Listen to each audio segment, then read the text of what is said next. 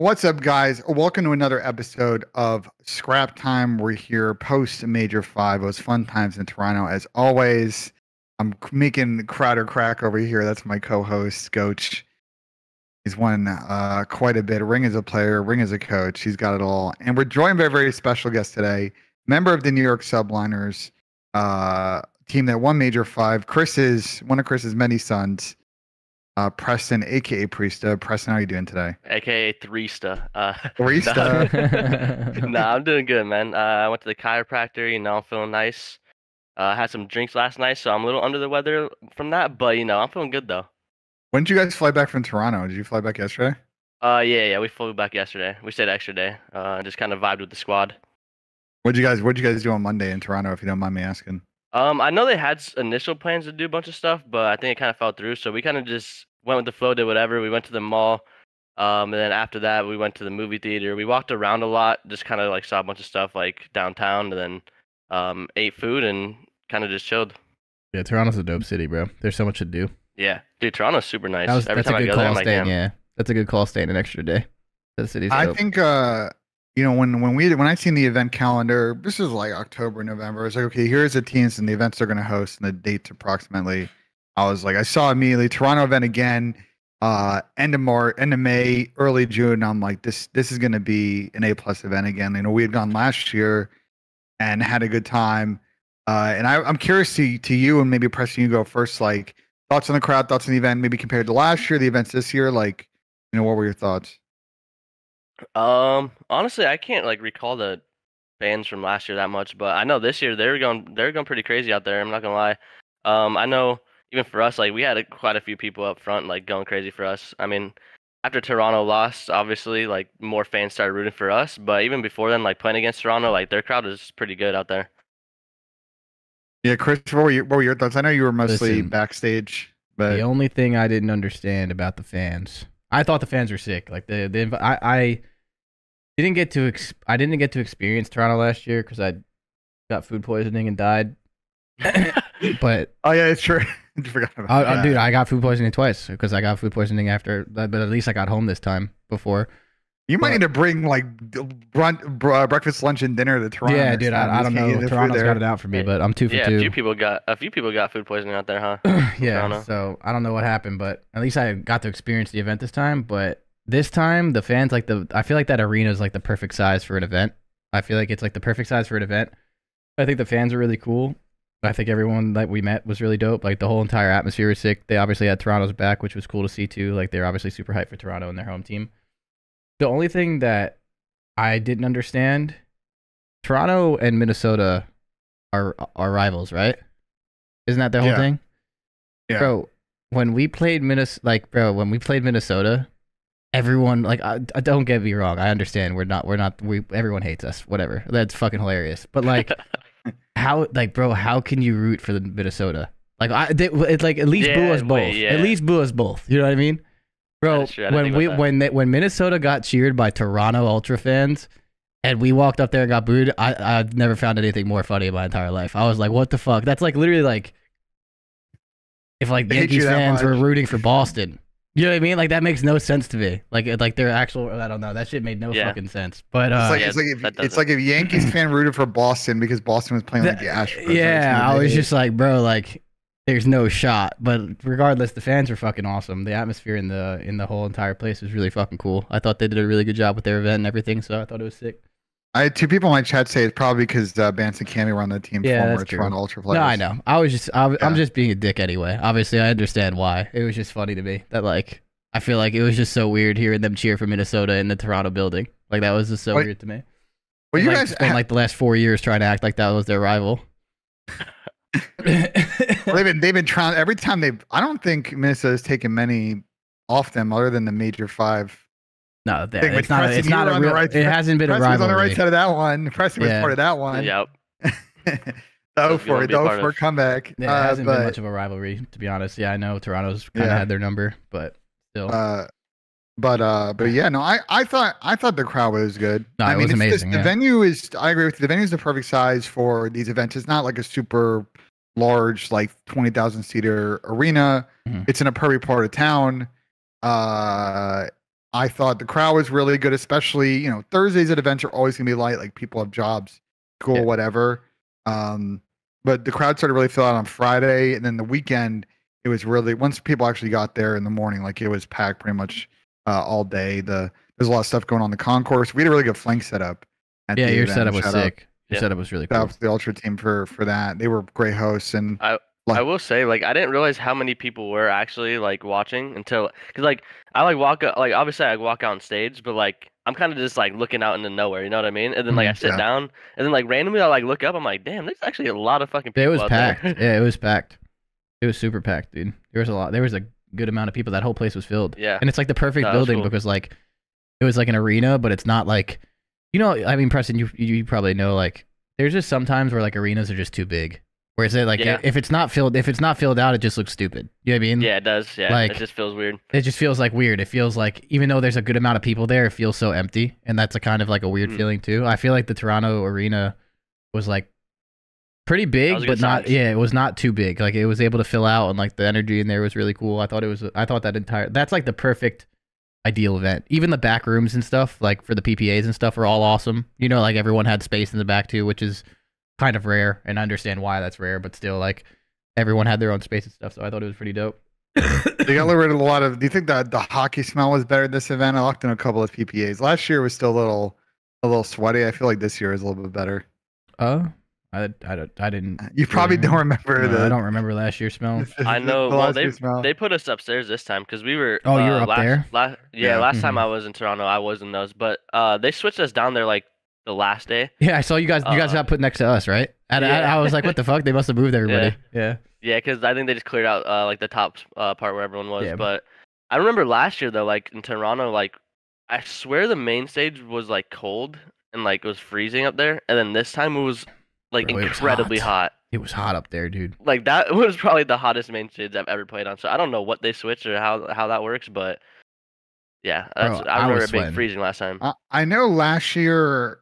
So last year's show was really, I'll say from production, it was really hard because they had a hockey tournament the weekend before. And so they had to melt the ice prior to last year's tournament. And that caused a very difficult production schedule. And that was probably why the building was still cold. Yeah. Because I assume they can't, like, it's a much harder process to turn off, like, the underfloor coolers and all that. But I think they had more lead up time for this one. That's probably why it was like a little bit warmer. It was also like pretty last year outside. It was pretty cold last year. Like it rained a bunch of times. It was like weather was perfect this year outside. It was very warm. So I wonder if that contributed to it. Preston, would you rather it hot or cold as a player? I usually say hot. But dude, I don't know, dude. That was insanely hot for me. Like no, it was bad. Dying. It was brutal, dude. Because even as a coach, I'd stand up there in a t-shirt, like just a regular t-shirt and jeans, and I was sweating, and I'm not even playing. Dude, I had a shirt on under my jersey. Oh, well, at first, okay, drenched. So at first, because like in our other matches, like I was wearing a hoodie, because like I just wear a hoodie, like I like wearing hoodies when I play, and I had my jersey over it. And then like literally the first match of I think Sunday, or I forget when it was, but I took off my hoodie. I was like, dude, it's too hot up here. And then like we lost a map, and I was like sweating, so I took off my shirt underneath my shirt. Dude, I was literally doing everything. I asked for cold water. I was like, yo, can someone get me freezing cold water right now, bro? Like my body temps are way too hot right now. That's what MC does. MC has like the monster can. That's what that I think through the final alone, I think he went through like 3 or 4 monster cans, like because like it was like the cans kept getting warm. So like I had to go get him like a fresh new monster can just for him to hold. That's what he does. He goes and he was like going back and forth. Yeah. I was wondering why he was gripping. Like they caught him on camera, like trying to cool his hands. So that's what he does. He holds onto it. He does that like while he's on the hard point. He'll literally just like hold the fucking can while he's just chilling on the hard point. He likes it. He likes his hands like cold when he plays. Yeah. Like like not. I guess not as like fucking super warm. They like he tries to cool himself down. MC also be Mr. Hoodie on stage. So yeah, he always has a hoodie on too. And having a hoodie on that stage was brutal. Did he have a hoodie on throughout the entire finals? Yeah, he always does. That's respectable because I felt like I was dying. Yeah, I did. No, I don't know how he does that shit. That's crazy. That's probably why I need to go through so many monster cans, bro. He was fucking. Dude. He was probably brewing heat, dude. Well, let's move on. We're gonna start talking a little bit about the event, and obviously Preston. We're gonna start with you. You guys, crazy final. You guys made a crazy losers bracket run at this event, culminating in beating Chris's team in the last map. the way I want to frame the question is this: like, you guys obviously won Major One, start off the year great, went to New Year's, and then since then it's been like super up and down. You guys have had some highs, had some real low lows. Yep. It's been kind of a mix of everything. A lot of people kind of coming into this major obviously didn't have you guys as heavy favorites. You guys are quality, solid, qualified for champs. And so I think there were a number of people, not including myself in this because I'd read you guys highly in this, but I didn't put you as like a favorites for this event. There were people like counting you out. Like, so how does it feel with that perspective? Like, does it make this victory sweeter, or does that stuff like kind of irrelevant to you? Honestly, it's pretty irrelevant. Like, even after winning the event, it was like nice, but at the same time, it's like, I don't know. It was a different feeling from Major One. Major One was like super. We were like super hyped. This tournament, we were kind of just like, we were obviously hyped. We won, but it's like right before champs, so we want to make sure like we don't like get complacent or like fall off a bit. And honestly, like looking at it, like from our perspective, after Major One, we had Major Two where we had the flights like being all fucked up for us, so we were at an airport for like obviously like that's. I'm not trying to make an excuse, but it does make it harder. We had like no practice going into that tournament, like at the LAN. And then Major 3, I would say that was probably our most underprepared tournament we went to. So Major 3 definitely take an L. And then Major 4, I mean, dude, the match we lost against FaZe was insane. Nah, so, you like, beat us there, bro. I said that. I even said that Chris shit. is adamant that you guys won. Yeah. Bro, like, so, like, Major 2, like, we got thrown off from fights. Major 3, like, I will, like, say at Major 3 probably weren't prepared for that. And then Major 4 was an insane tournament for us. And so we kind of had, like, a lot of confidence still going into it, like, into Major 5, like, knowing we could win. Yeah. I think this kind of ties into two questions. I'm gonna package them. One's a serious question, one's a haha funny, but they're basically the same question. Yeah. I had original, so I tweeted out. Obviously, you saw you retweeted it. I had a couple questions, and one was from Sarah. It was like, "It's your favorite team based on result and chem?" And I think this maybe speaks to it because there's another question I got from Troy Sender, aka on a scale from 1 to 10, how much do you love me? So as a package question, like, do you think that the chemistry on this team, sort of where you guys are mentally, sort of the camaraderie, has kind of helped you guys battle through this and kind of peak at the end of the season?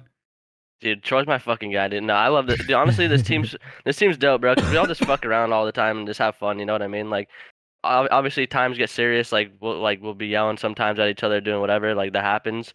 But for the most part, I mean, man, like, we just have fun and we grind and we just go in confident. And I don't know, this team's been really good this year. Yeah, I feel you guys on that. I mean, it's been fun to root for you guys. It did be annoying when I see kids join my chat in the mornings. I'm like, here comes the rest of the New York crew. Dude, We're all in my sitting chat there right in a fucking circle, just laughing into each other. Like, dude, trying to it's troll me on it's hilarious, bro. Cause we're all in the like we're all in the office and we're just like bored, so we're just like, yo, let's go fuck with people. Like, so we just go in people's chats and just type in there. I don't know, it's fun. But I think it speaks towards like, kind of different team environments, and that you guys, through the thick and thin, have kind of kept that together. Paco talked a little about it. He did an interview on the breakdown that aired yesterday about the thing. So I just kind of wanted to follow up on that. And I think in this sort of, my question to you is like, I think since you've been playing for a long time, and I think you alluded to it, obviously this event was great, but you guys have an eye on champs, and that's sort of still something you're chasing. So speak to that a little, deeper. Obviously you talked about it a little bit earlier, but like, how you guys feel, what lessons or things you need to work on going to champs still to be able to lift that trophy. Yeah, I mean, obviously we have things to work on. We're not perfect. Just be consistent going into it and just keep working as hard as we have been, because we've been putting a lot of extra hours in, I would say. And I mean, dude, I didn't qualify for champs last year, so I'm back. And I've been super close to winning champs multiple times, so I'm definitely gonna be going hard as fuck this year. Yeah, I feel on that. You guys are gonna have a solid, good seed, and you're on that bottom side bracket. We'll talk about that in a second. I got one more question. It's actually to both of you. So I'm gonna actually start with Chris, because I want to get Chris in this question. This is from Checks on Twitter. Best and worst part about playing on Mainstage, Chris, when you were a player. What was the best and worst part? There is no bad part. What? Yeah, I was about to say, yeah. I don't know That's a fair answer to Wait, the question. what's I'm just the- saying if there's any. Yeah, it's I still was a good saying- question. I feel like there's no bad part about playing on main stage. I feel like that's the only place you want to play. I feel like if you play on anything that's not the main stage, it fucking sucks, to be honest. Like any kind of side station is always ass. I feel like the best part about playing on main stage is like, I mean, I feel like for a final, it's like before the game starts, like Preston, like what you said, and like you kind of actually like look out into the crowd type thing, and like you see like how many people are there and like the environment and shit. I feel like that shit's like always really cool, like no matter what it is. And then like 100%. on main stage and just in general, just like the energy.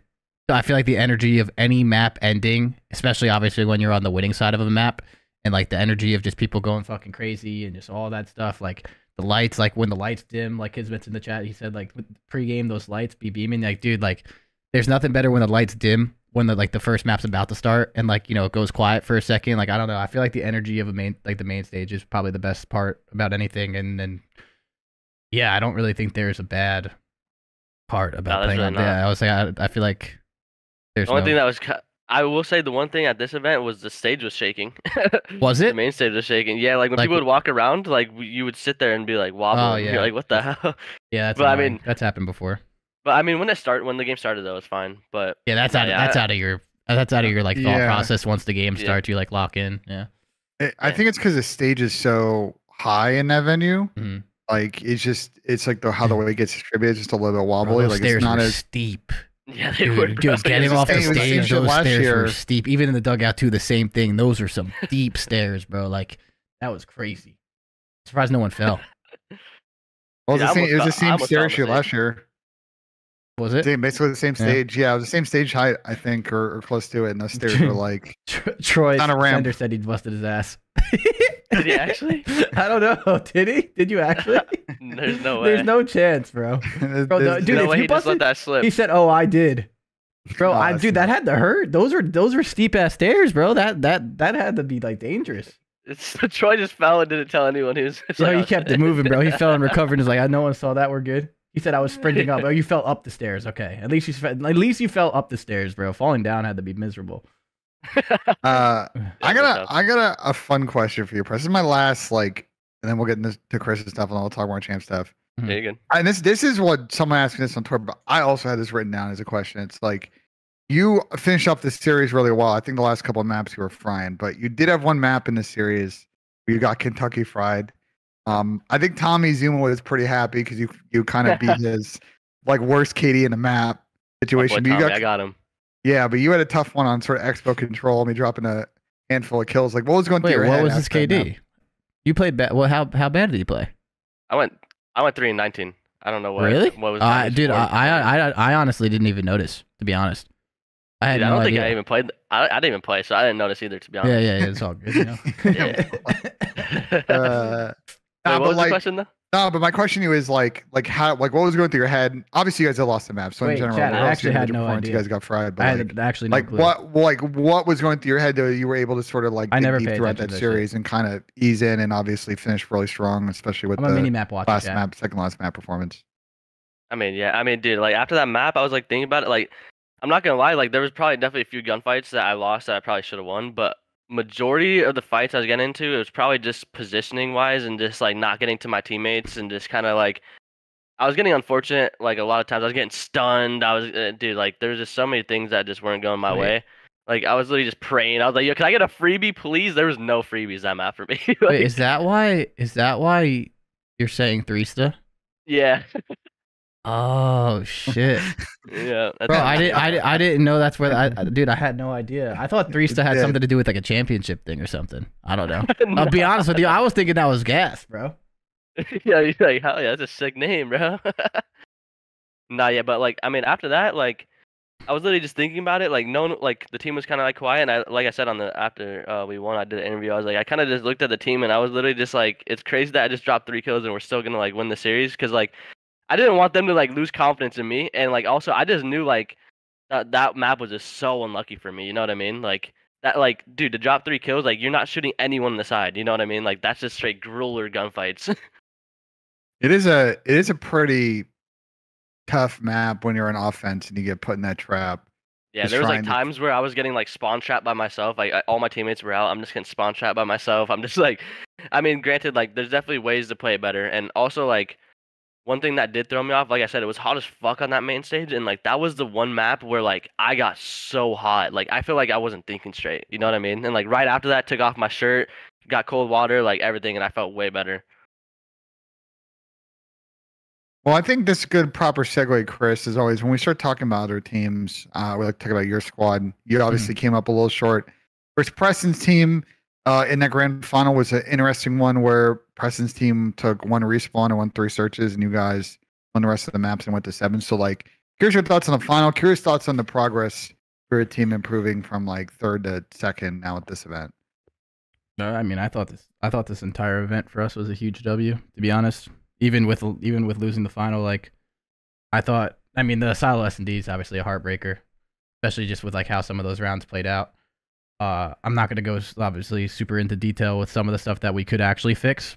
I mean, some of it's self-explanatory, but like outside of that, I mean, I thought the entire major was a huge W for us. I mean, us having a few things to fix in S&D, like very, very minor things, but it will help.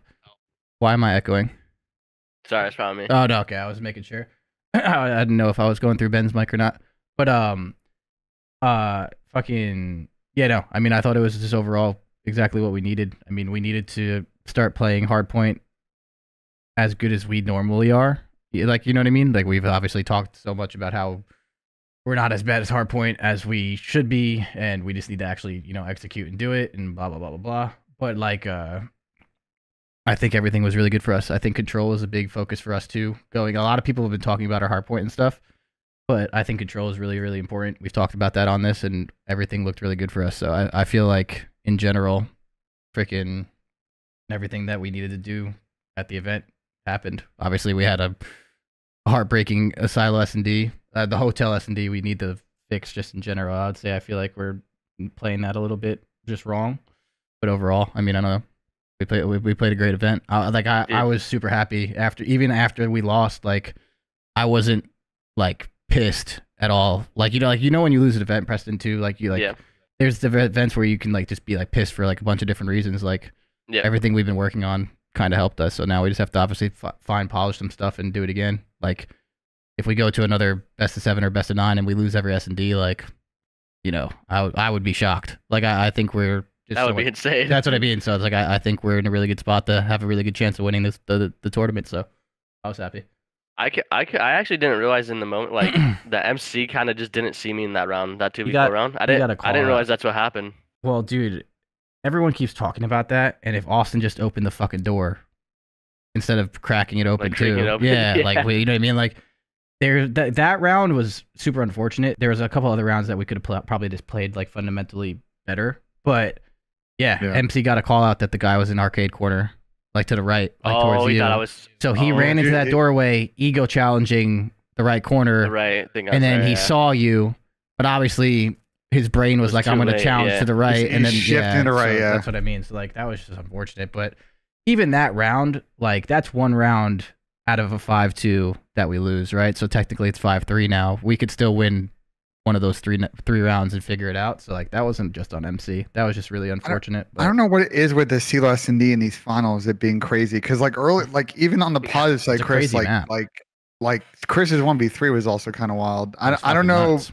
Pressing that 1v3 if kid like that was a miscommunication on your team with the 2 players left and now your team played it, but like it was just a wild Asilo that ended up kind of not even being like the final momentum swing in that series. Like that's how crazy it was. I think it got a little bit frantic in the comms. I can't remember exactly what the comms were, but like I remember I was dead watching it and I was just like, oh shit, this looks like Mixie right now for no reason. But yeah, I think Caesar had a sniper out too, so he was with his pistol. Yeah, I'm pretty sure he did. I'm not sure. I'm pretty sure he had the sniper out, and it was Kisme, right? And I'm pretty sure it was those two. And I mean, I think Chris just played it really well, and then as soon as those two like tried to like back out of the room, and he got the timing when he peeked and like made them both weak. One, and then it was one. He made one guy really weak, and then peeked out again and made the other guy really weak, and then it was just like, well, shit, no one can really challenge this guy now because if they do, they're gonna die. So they tried to like run out, and then once I think it was Kiz left in that 1v1, it was just tough. Like I don't know. Yeah.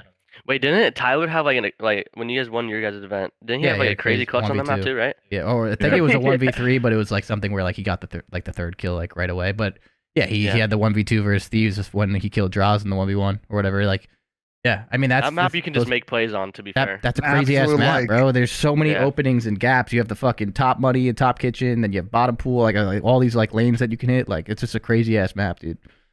And it's been map 6 and like every dude. The way that all of these these like grand final series have played out this year with the double Asilo map 5 and map 6 is hilarious. It's been like that I think the last Mhm. 4 finals.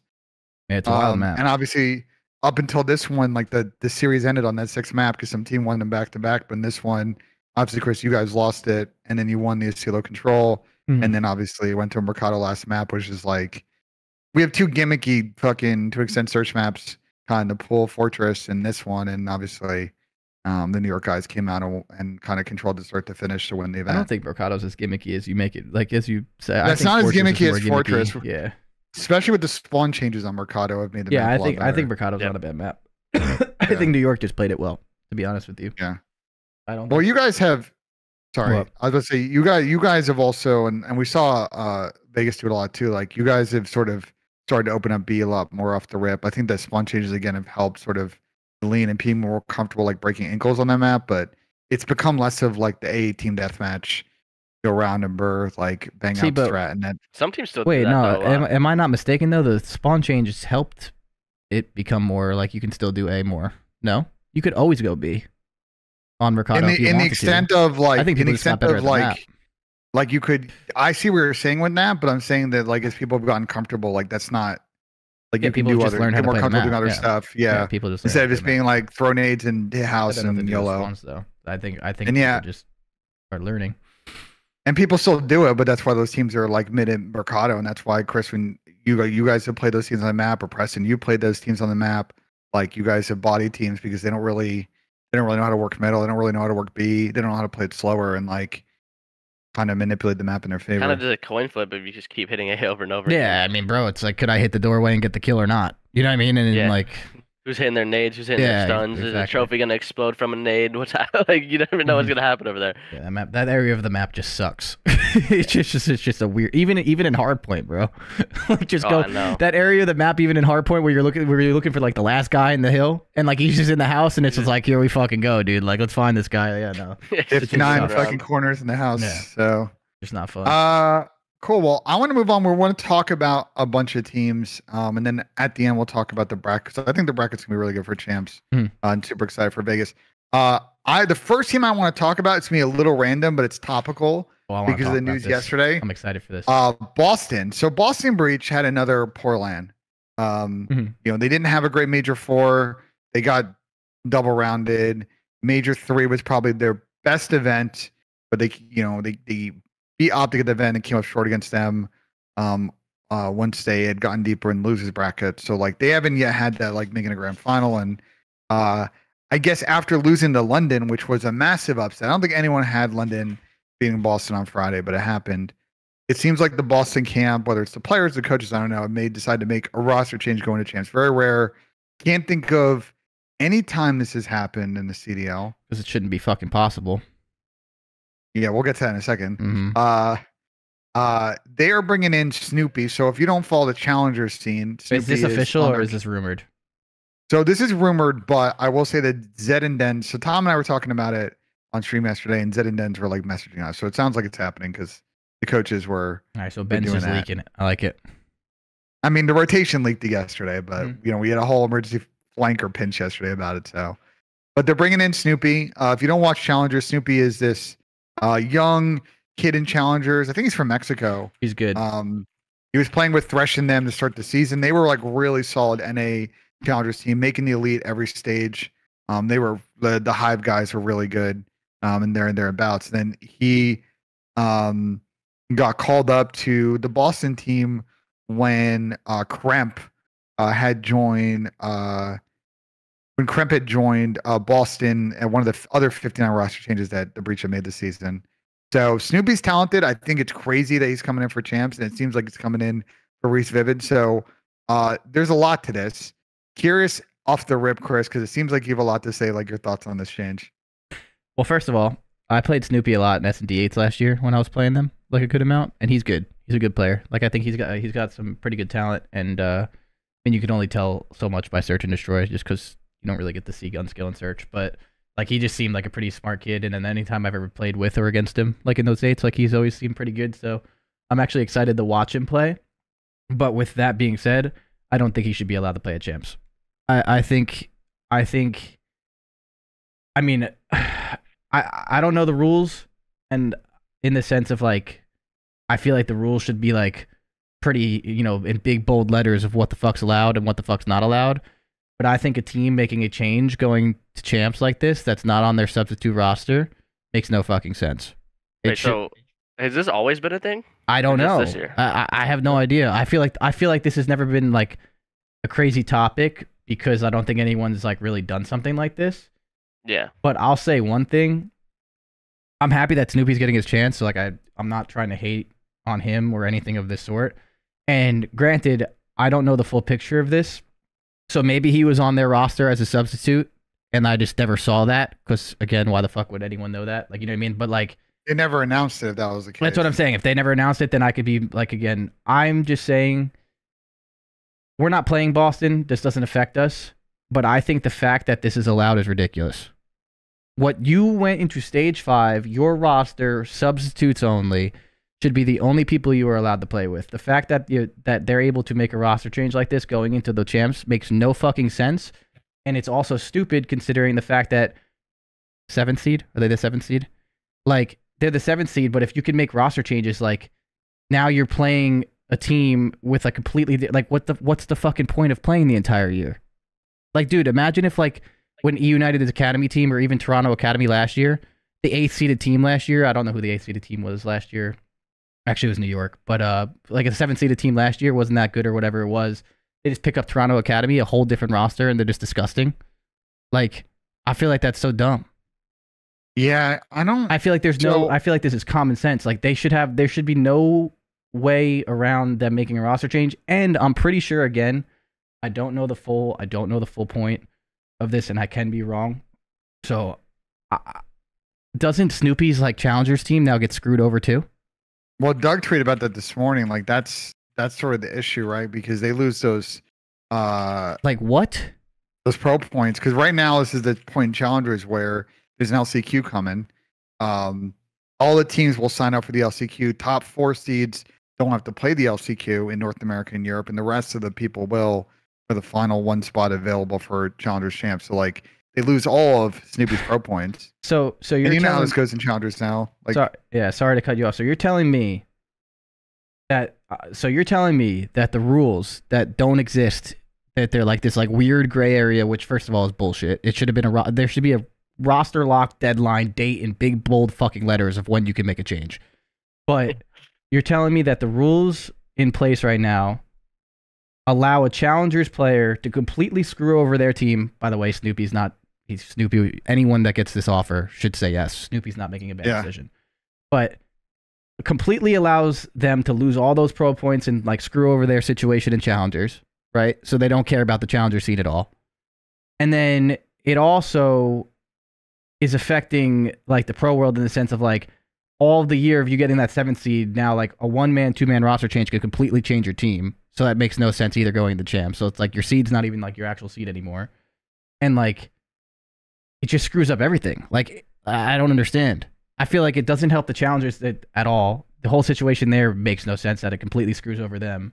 Wait, so realistically, could they just pick up a whole new team? I don't know. What the fuck are the rules, Preston? Who knows? Because I was mind blown. That's what. Imagine someone picked the Toronto Academy last year, like with Scrappy and all them. Threw them in, bro. They would have been better than what. I'm sure there was a team last year in Vanguard that was ass. Pick up Nick's team that won the Challengers finals last year. So I was confused yesterday on stream. I had a bunch of people message me. I had 2 people, different teams, both in CDL front offices, and this is what they told me. This is what they were told by the league. You are allowed to change a player in your starting lineup in 2 situations for Champs. You can move them from the sub to starter. So if someone's your substitute, that makes sense. And you could sign a player that was not on a CDL contract at Toronto. So that's, I assume, how Snoopy's getting on the team. Because I don't think he was a sub. That is I think bullshit. he was a sub. They would have announced it. That makes no sense. Here's why I think it makes no sense. I'll give you like an example. Here's why, because it's common fucking sense. What? Like So Alec tweeted yesterday, funny, like Alec jokes on Twitter. he was like, someone pick me up for champs. What is he joking about? What? He was like, you can make roster changes. Someone let me know. The fuck, like, you know, Twitter funny like Alec picture, but like that brings up a good point. Like, what if LAG had dropped Alec in the middle of Major 5, so he didn't go to Toronto with the team? Well, nothing's stopping Boston, if this rule is true, that they could have picked up Alec for champs. You know, like there's a ringer situation here. Yeah, someone could go pick up Large P. Like, but that makes no sense, bro. I agree, it makes no sense. I think it's if it was an emergency situation, right? Like someone's hurt, maybe someone's got COVID, someone's got. But that's the whole point of having a substitute. Yeah. Like, what do you mean? That at the same time, that does no, because what's the point of having a substitute? Or what can you have up to 4 or 5 substitutes? I'm pretty sure you can like obviously like have a pretty deep roster if you'd like. I think it was 5 in Mono for 2019. I don't know if that's changed. I don't know. Regardless, the whole point, like Brian saying in my chat too, he said, yeah, unless they were signed to an official CDL contract, you can pick anybody up at any point or whatever. So like, that's crazy. If they're on a CDL contract, you can't pick them up. So I don't know. Yeah, I see what you're saying, Ben. If you drop someone Major 5, then you can pick them up. Yeah, like I just don't understand that at all. So like Preston, if New York dropped you in Major 4 and you didn't play at Major 5, like a team can just pick you up for champs? That's insane. Yeah, like the teams that were out of the running for champs, like I would have been like, yo, drop me, bro. Drop me. Yeah, like, please drop me so I have a chance to get that. But that's the I point. go on OpTic, bro. I feel like this doesn't affect me at all. Yeah. Who's playing Boston? Is it OpTic? Yeah. All right. So if I was on OpTic, I'd be a little bit more angry probably.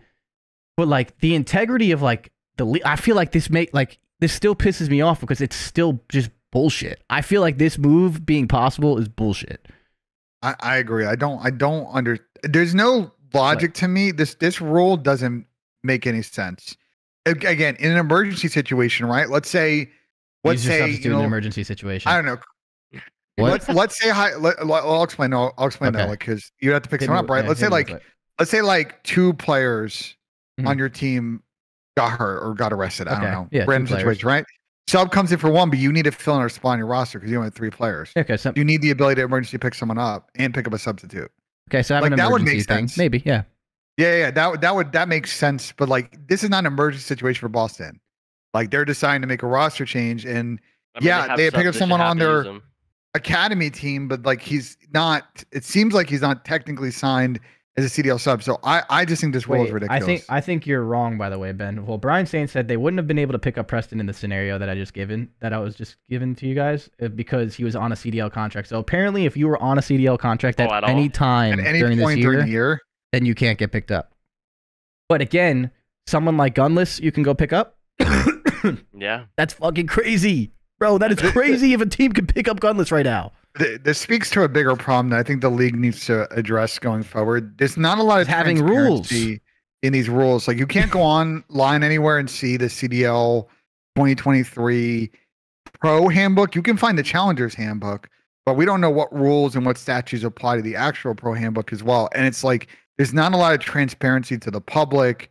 It seems like to the teams either, because it sounds like, Chris, you didn't know that this was a rule until you found out about it. It's like there's a messaging problem here. There's also, I just don't like understand. I mean, I think it should just it should be a deadline, bro. There was deadlines in the CWL 10 years ago, not 10 years ago, like probably 6 years ago now. But like, still, I just like, how is that not a thing now? Yeah, like, I don't know. That's crazy. I feel like we're way too professional right now to be this unprofessional. Like, I don't know. I would be much more angry if this like affected me personally, I guess. But even without it, I think the integrity of this entire thing makes no fucking sense.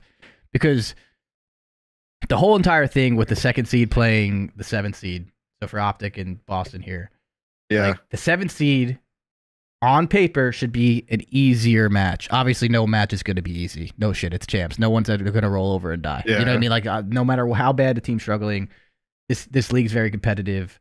We've talked about it. But the fact that the struggling team is able just to make like, again, Toronto Academy last year. Like, imagine if you could just sub in all of those guys and be like, here's a whole new roster. VOD too. You have no VOD. You're in a honeymoon phase. And you know how the mental side of things, like Preston, you were talking about, like the team chemistry of your team and the team environment. That's probably the number. The more time goes on, I feel like the more I've realized too, like, that's like one of the number one things a team can have. It really is. And that could last for a week and you could be really good. And then as soon as you lose that, you could be shit. Like, that really does make or break teams. So it's like, all you got to do is have good vibes for 2 weeks and play champs, and anything can happen. Like, I think that is crazy that you're able to change up all of this. Like, I don't know. I hate everything about this. The only thing I like about it, it's cool to see Snoopy get an opportunity because I do think he's pretty good. I just don't think it should be the way it is.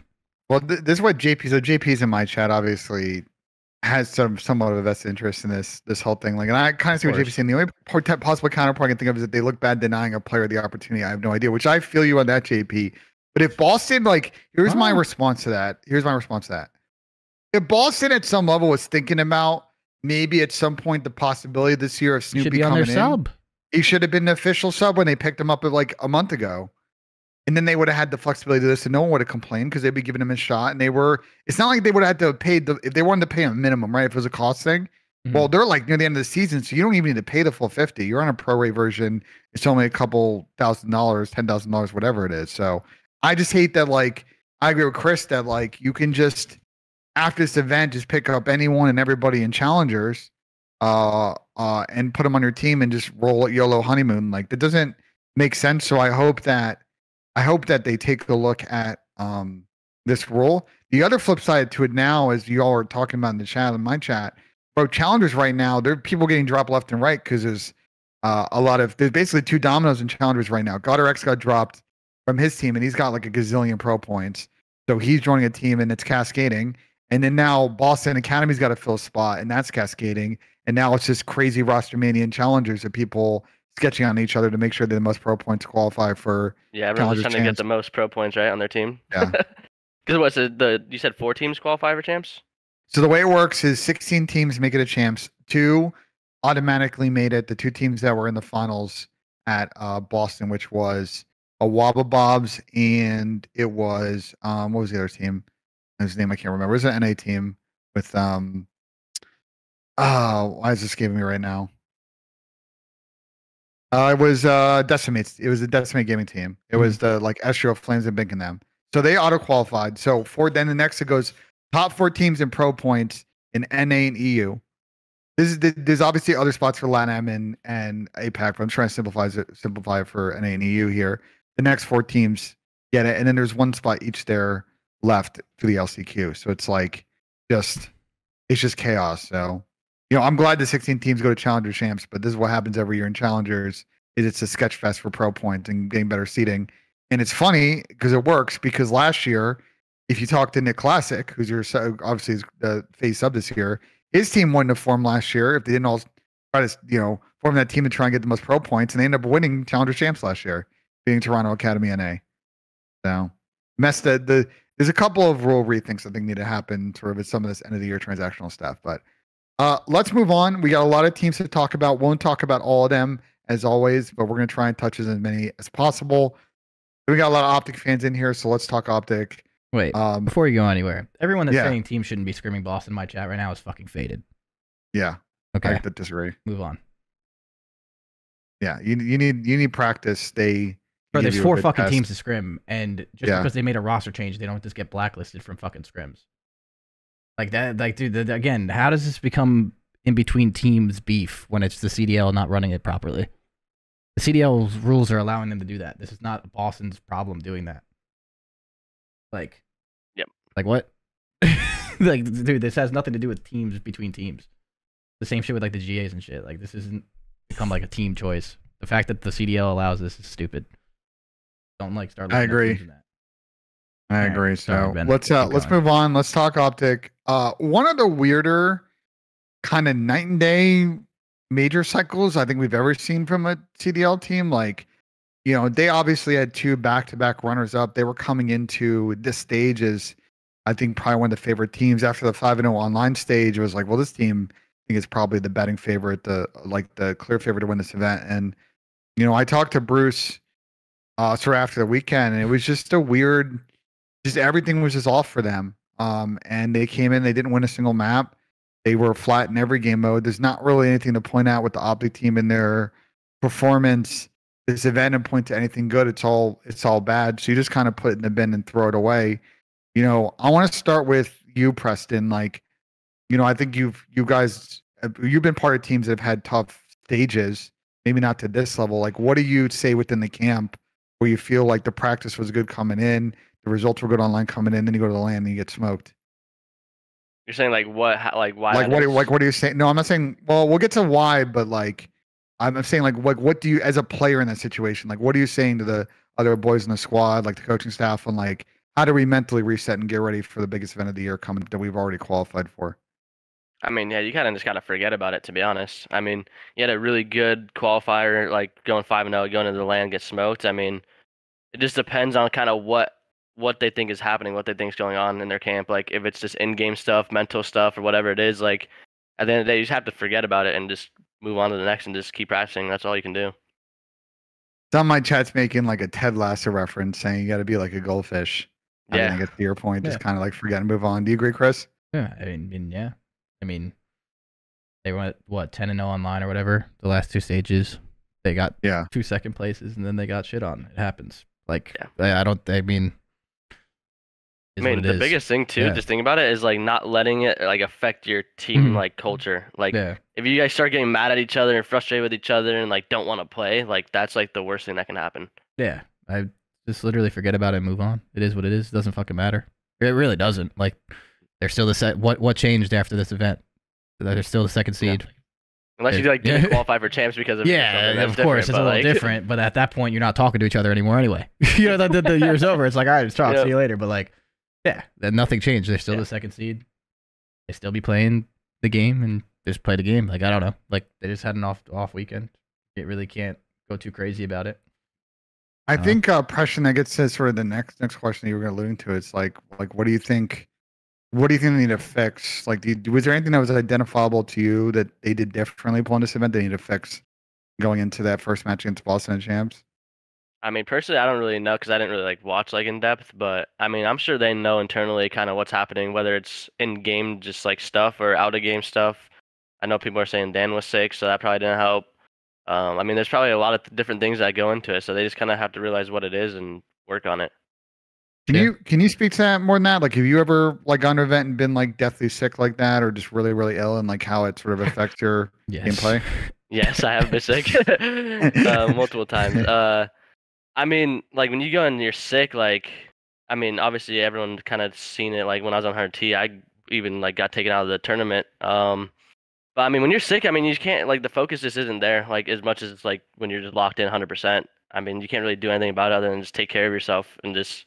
Like, I don't know. I mean, it's not champs yet, so it's not a big deal. So, I mean, just make sure you're healthy for the next event. That's all you can do. Yeah.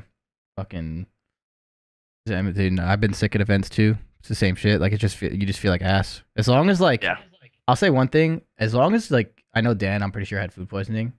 I feel like if you're sick, it is ass. But if you're throwing up, though, I feel like that's, like, the one thing about being sick out of any other symptom you can really have for the most part. It's just awful. Because like it's just like it's so crippling, like bro, like he's like like it's just such a shitty fucking feeling, and like you can't even like really avoid when it happens, you know, like especially if it's like food poisoning, like you could just be mid map. That happened to Chris last year too, like Sip, like on the online match, we were in the middle of scrims and like he just started like throwing up in the middle of it. It's just like you can't do anything about shit like that, so it's just like fucking awful. It's not just like a sore throat or something. It's like, or you're sick, or like you have a runny nose, or you're coughing, like. It's just like you can't do anything about that shit. Like it's just that's just like so much worse. Yeah. When you're throwing up too, like your whole body's feeling like ass. Like you don't even want to call out. Like you're just there. Like I don't know. Bro, I did it in UMG Philly when I was throwing up when I played Zuma for the first time, bro. That was literally that's when I met Tommy. I was literally puking across the fucking station. I was throwing up like literally middle map, like mid map, like on like we were playing. Thank God it was domination instead of hardpoint back then. But like we'd be capping flags, and it was just awful. Like like in between maps and shit, I was going like it was horrible. It's just such a shitty feeling, especially like obviously on a stage like this. It's fucking ass. So that's never fun. I'd be impressive. Remember we had to go to the fucking hospital at fucking Black Ops 4 champs too. Yeah, that shit was awful, dude. That shit is never. Yeah, Preston fucked up some basic chemistry in his stomach, and that was tough. That was the demon dust shit.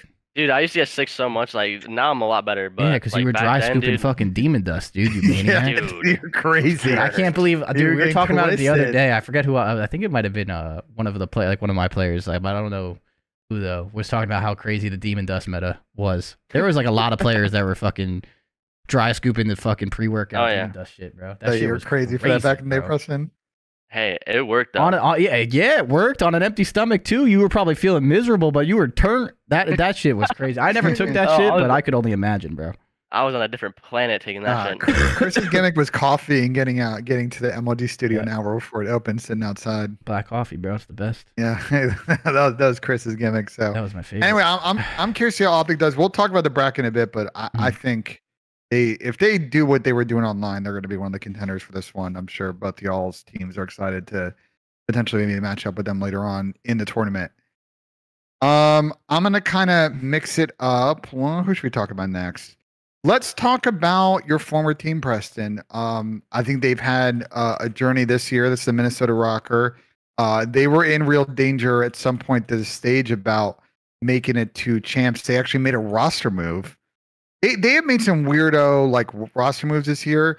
The in my eyes, the whole Fame Dylan stuff is still crazy to me. And they finally brought Dylan back in. Move Fame to a sub, and since then they've actually played pretty good.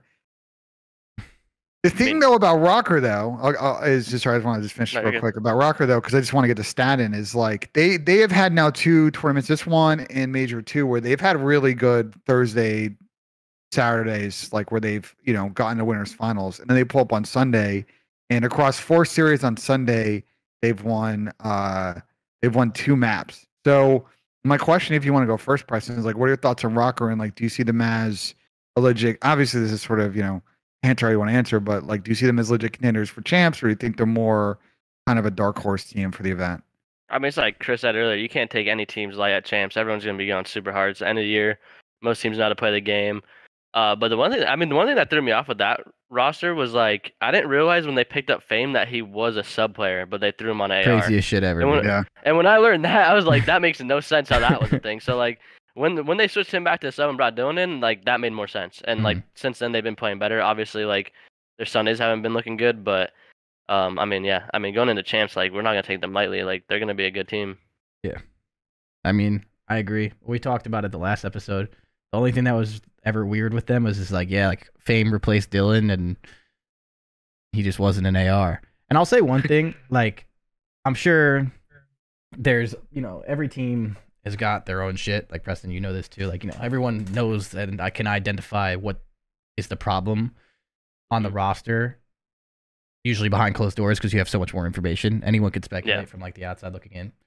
That was just weird that like he took Dylan's spot and wasn't an AR and then did it. But again, like I have no idea the reasoning behind that. Like how it happened, yeah. But like as with Dylan, like Dylan's definitely a slower player, especially with an AR. I would say like he's not the most like crazy, like super fast, like impactful, like main AR. But again, like that's kind of his role too, as that role. You can get away with doing that. But I also don't think Dylan like does bad. You're like even like gunfight wise, like maybe I'm a little biased just because I've had success with him and I've had like history with Dylan, but like I feel like Dylan doesn't really let you down often. You know what I mean? Like gunfights wise, like he wins his ones for the most part. He does what's needed to like do, and I feel like he's a good teammate. So like I feel like when he was the one to get like stepped down for a little bit, and like they put in Fame over him, that was like the confusing. That was like confusing to me because like I don't think Fame really sped up that roster much with an AR, and then like I also again don't think Dylan really costs you tournaments. You know what I mean? Well, even when they brought him back in, he was fucking shooting. That's what I mean. Like Dylan's good, bro. That's what I think Dylan's good, and I feel like Dylan works hard. And I know they had like the one video where like the effort wasn't there. I would be really surprised to see if it was Dylan that wasn't putting in effort, to be honest with you. But again, everything's behind their closed doors. Like they know more than us, so like it's hard to like fully like know. But yeah, I think the roster that they ended up landing with now just makes more sense. Like with what Preston said, I just feel like Fame running a role that he's been doing, right? And then Dylan coming back and just being like kind of like the backbone of like consistency for that team. Like I feel like that team needed that. Like I feel like that team needs someone that's gonna like kind of show up and just do his thing. Like win the routines and do what you need to do, and like I kind of always be there when like needed most. So yeah, I think they're got good momentum and stuff. I mean, and again to what Preston said, I think every team, no matter how good and or bad they look, is not going to be an easy match of champs. This league is incredibly competitive, And like even like for us, like Seattle, they've been struggling. They also found themselves in a final in the beginning of the year. Like, you know, like anything can. I gonna say so. It's like you can't take anyone lightly. Like no matter who it is, what it is. Like so, it's like it's the same thing. Like even they're also every good. match of champs last year. Winners round 1 went to game 5, and a couple went to 11. Round 11. Well, didn't so like, LA Thieves won last year? They played Boston. It was round 11 Desert Siege. Yeah, right. Yeah, that was crazy. But that's what I mean. Like, what was it? Desert Siege? Wasn't it? I thought it was Tuscan. Or Oh, it was Tuscan. maybe? They played It's Desert Siege Tuscan maybe and- second then. Maybe Yeah, and Boston kind of set their spawn on offense, which to this day. Oh, that was horrible. But my point is like, I mean, dude, like if Thieves lose that match, you know, who knows if they make a losers run? They probably would have, considering how good they looked. But my point is just like, I think any team at this champs with 8 teams and how good everyone is, like, yeah, you're gonna have to show you know, your reputation can only go so far. You have to show up and do your thing and execute, right? So like, I think that's gonna be really important. Yeah, I mean, to me, I'll say this: like, watching them play this weekend, I still feel like this is my perspective, and you guys don't need to comment on it because I know, I don't want to put in a position. Preston and Chris, obviously, your team's still in it. Like I think with this move, Marcus is a very aggressive player, and Afro, and I think maybe there's some pacing issues, some on-scene stuff. I don't know. But Fame coming in, he doesn't play as quick. He can have that gear, but mostly it seems like this ROKKR team is like fully embracing sort of the band's identity of they're just like a very ratty team. Their search has gotten a lot better.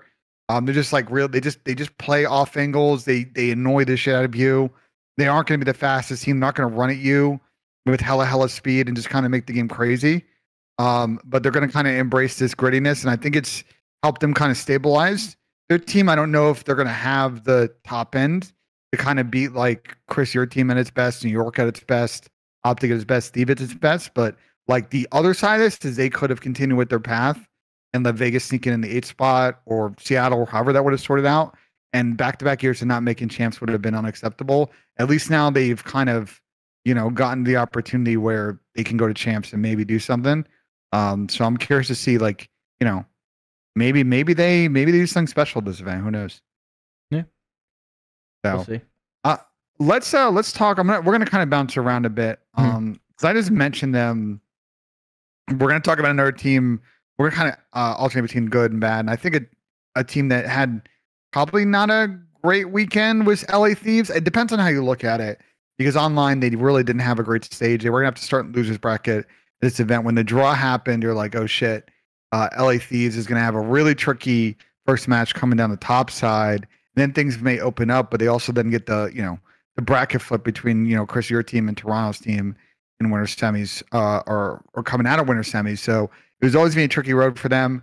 And they got top 6 this event. So I don't know if that's good or bad, but I want to start with you, Chris. Like, if you're in that Thieves camp, like, are you feeling somewhat positive after the major?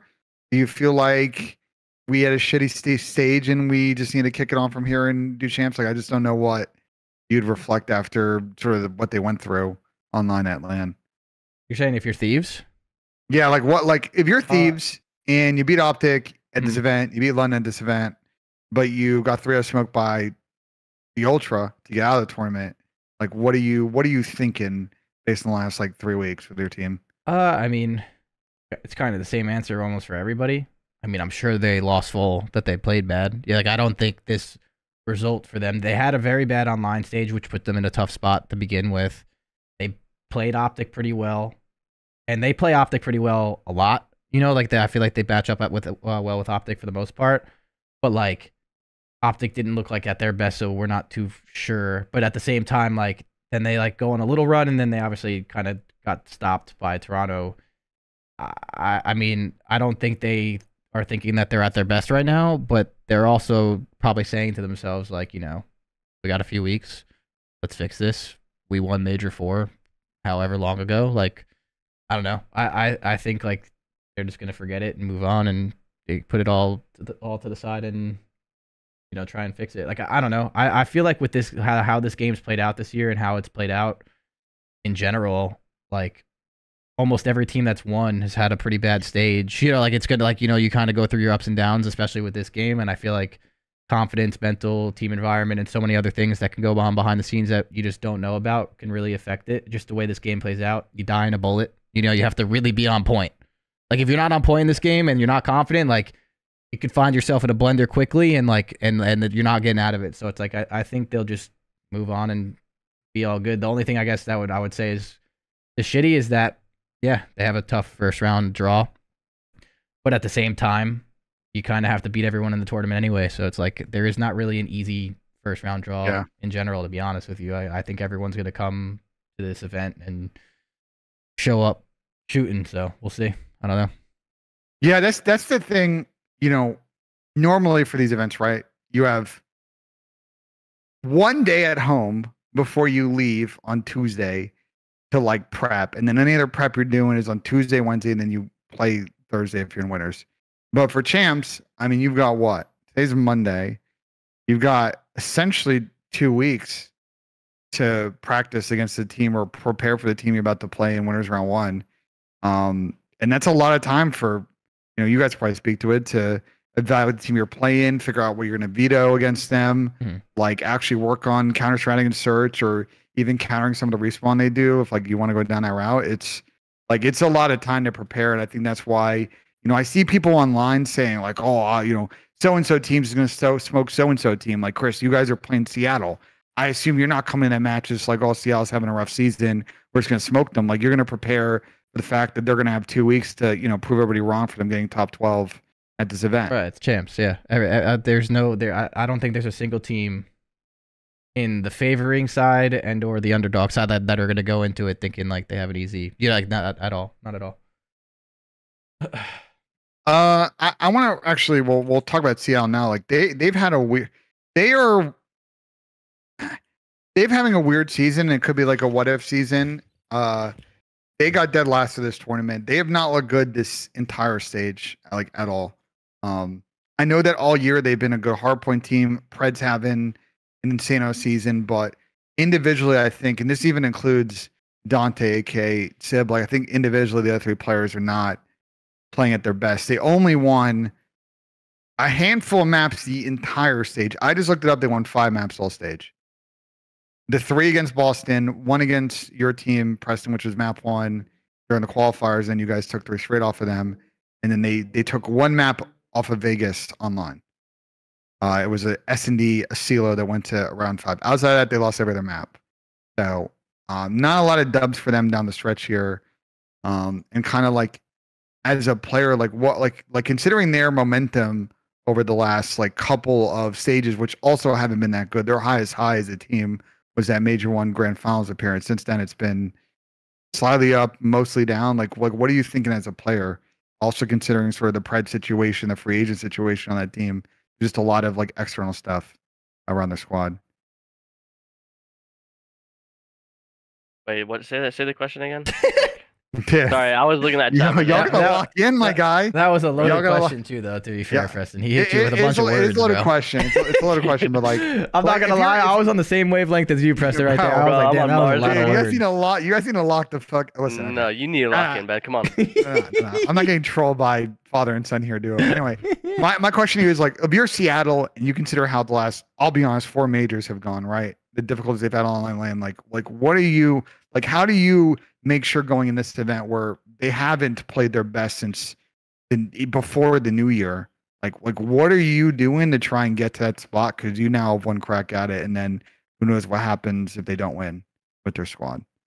I mean, I feel like it's the same for like every team, kind of like you just like every event pretty much doesn't matter now. Like you go into the champs, like you're just practicing, you're going as hard as fuck, like you're going as hard as you possibly can to get better, and you're just gonna go into champs and just do your best. I mean, that's all you can do. Like if you're worrying about like other things other than just going to champs and performing, then you're just not gonna do good. That's it. All right, well let's switch up then, because you guys are just gonna give the same answer about everything. Yeah. So like this is pointless. Let's talk about the teams that didn't qualify then, because this will be more fun. Okay.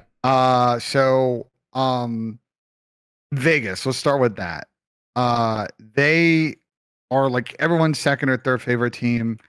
They got top 8 this event, not too bad. But it wasn't enough to qualify for champs because they came up short against your team, and you absolutely mollywopped them on Saturday morning. Like, where do you guys like? It's tough to play the what if game or whatever, but like with them, like where do you think they could have found a couple more points this season to try and get it? Do you think it was probably like last major when they didn't play? I'll start with you, Preston, like where they didn't really play well in Major 4, and that was sort of the biggest missed opportunity this season? I mean, I'd have to go back and look at all their matches, but I feel like it's kind of like throughout the whole year. I mean, like even when they go to listen-ins, like they just sound like defeated, like they don't like really want to play. And I feel like you have to go into the entire year like going hard as fuck, not like you're on that like verge of making champs and not then you go hard. Like you just have to come in with a different mindset. I feel like, and then like I just feel like that's just stems from the beginning of the year, to be honest. Yeah. What do you think, Chris? Because like I agree with Preston. Like they're listening to time or Their listenings are fucking pathetic. Yeah. What? Like, yeah, like I mean, I could speak more freely now, considering like, it's obviously just a different point of the year. But like, yeah, that Vegas team had opportunities to make that run towards the end of the year, and I mean, it's not like they had a roster in the sense that like was supposed to probably like win everything, right? You know, like it wasn't like that. But I think they could have been a little bit better than they kind of played off. But I just think that team was like what me and Preston were talking about earlier. Like the team environment is awful. Like I feel like anytime that team had a little bit of like adversity or they lost a map or a close map or anything of that sense, like I just feel like it was bad. Their listen-ins were always super toxic. Like I just feel like that team's like communication and like and just environment is just not good to be in. And I know there's what's up?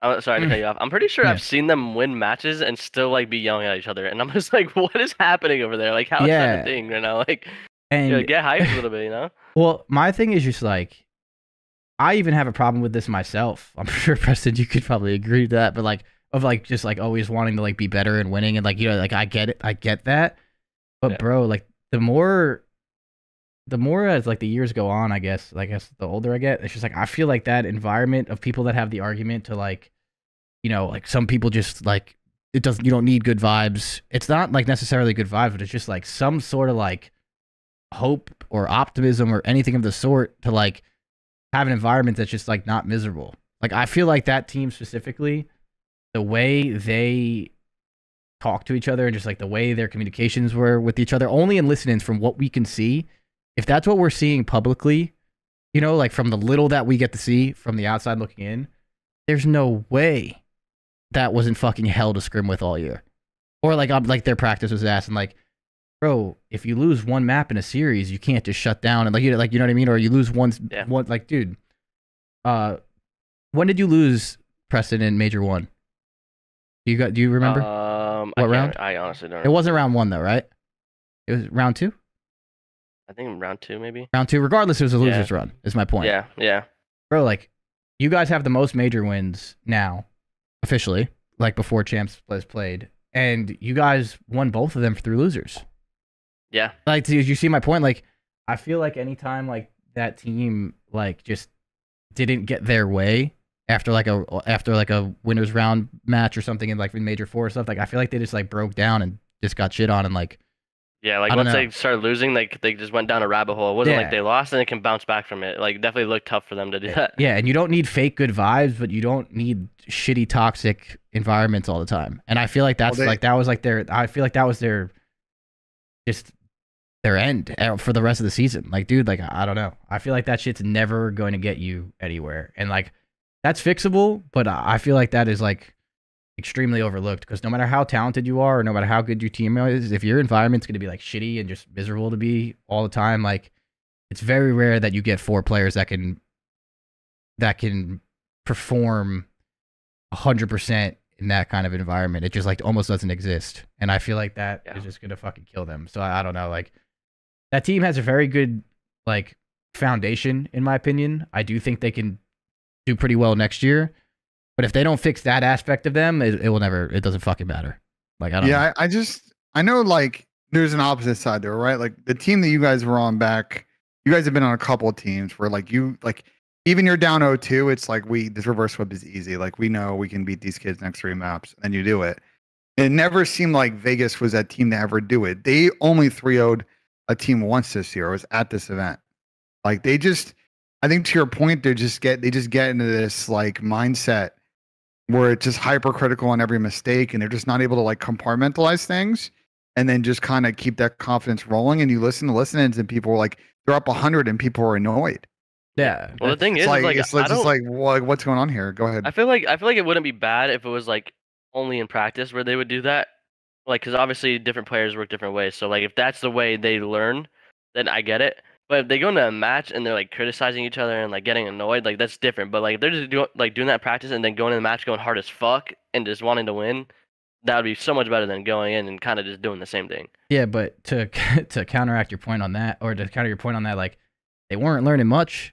They weren't doing good, like all year. So like if that was technically the environment in practice, it wasn't fucking working. So like I don't know. What I'm saying is like, cause like they go into matches I know and what you still kind of mean, have that yeah. mentality. Well, They could have played a lot better throughout their matches if they did have. No, for sure. Like you can, hard, you can definitely afford to be toxic to each other or really hard on each other in practice, and then show up to the match to drop it all and be like, all right, let's fucking try and let's do this, and then let's go back to yelling at each other after. But like, yeah, no, I get where you're coming from, but I just think like, I don't know.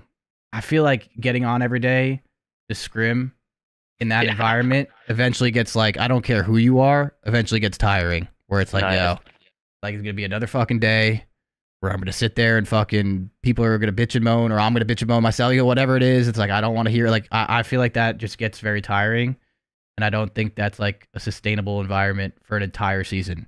Yeah, like maybe for one major, not wanting to play. Like you don't want to play. Like and then you don't. And I feel like when you have that attitude, which is like almost impossible to avoid, you don't play at the best of your ability, and you're not creative, you're not finessing things. Like it's just, I think everything just spirals downhill. Like I don't know. And I feel with how competitive this league is, I think that is just, there's no room for that anymore. And I feel that's like what that team needs to fix. That shit. Yeah, 100%. I want to ask you this, Chris, because there are some older players, many of whom are retired. I'm agreeing with you, but I'm just trying to devil's advocate here because I want you to respond to this. Of like, well, back in the day on old Complexity, we used to roast each other all the time, but at the end of the day, we still pulled up and smoked everybody. Like, what's your response to if someone said that about you don't just seem to be a vibes team? You just named Preston's point. Like Complexity was a team that used to roast each other all the time, and first of all, Complexity was not competing against the competition this year. People were going to school and playing them. Like the competition back then, I can even attest to this because I was the competition back then, and I played all the way up until a couple of years ago. Like I think the competition now, not saying talent wise, you can make your arguments for talent or whatever, but like the fact of the matter is that it's a full-time career and job now, where back then I had a job and I was going to school, which most people were doing. But regardless of the competition to that, also, like what Preston said, they weren't being toxic to each other in matches. Those guys were going dumb hard to win those matches. Those guys are always going super, super hard and like going crazy and keeping that attitude. Like they never showed up to a match and just, bro, if that Complexity team lost a match, or if they lost a couple maps, or they went down 0-2, they never just rolled over and died because they were arguing with each other and bitching at each other and stuff like that. They usually made the reverse sweep and won the tournament somehow. You know what I mean? Yeah. So like, yeah, your point to that is what Preston said. Those guys could have been super toxic to each other. I do think they were a rare team that actually did have like 4 people that could actually scream at each other and then, put it all to the side. That's very rare. It's almost impossible to find. And even that, like, yeah, they were winning.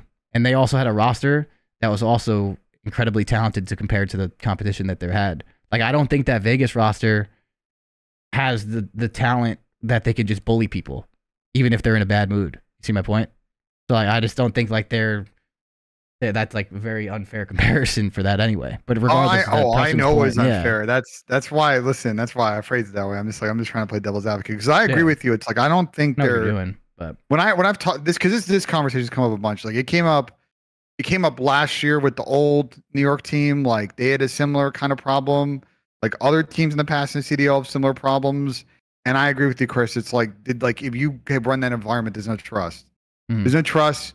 There's little accountability, and you're not going to overperform, which is what you need to do to win tournaments. You need to be the best team, and that attitude's not going to get you there. And I think it's why, when they were like Clay came on, I don't know if it was this or he was talking about the breakdown, but talking about how Major 4 was like a weird environment for them.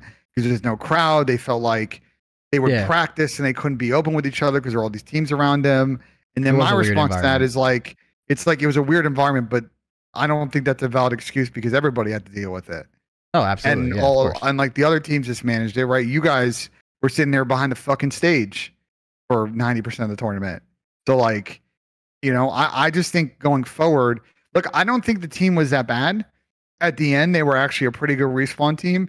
Yeah, the search started to fall off a little, but like they grinded out game 5 series when they needed to. Like they had a win condition if they had played the way they played at Major 5 with the T8. I think they probably would have qualified for champs, but there were too many points during the season where they were just lost. And I'm very curious what Vegas do going forward because I know a number of people like Clay are free agents on the team. Like, are they going to try and run it back in some form? You're going to look to make some upgrades because this is a much better Vegas/Paris franchise than past years where they were just a non-factor all season. Like they actually got in the mix this year. Yeah. I'm just curious what They they have a do solid to improve foundation. on that. Yeah. Yeah.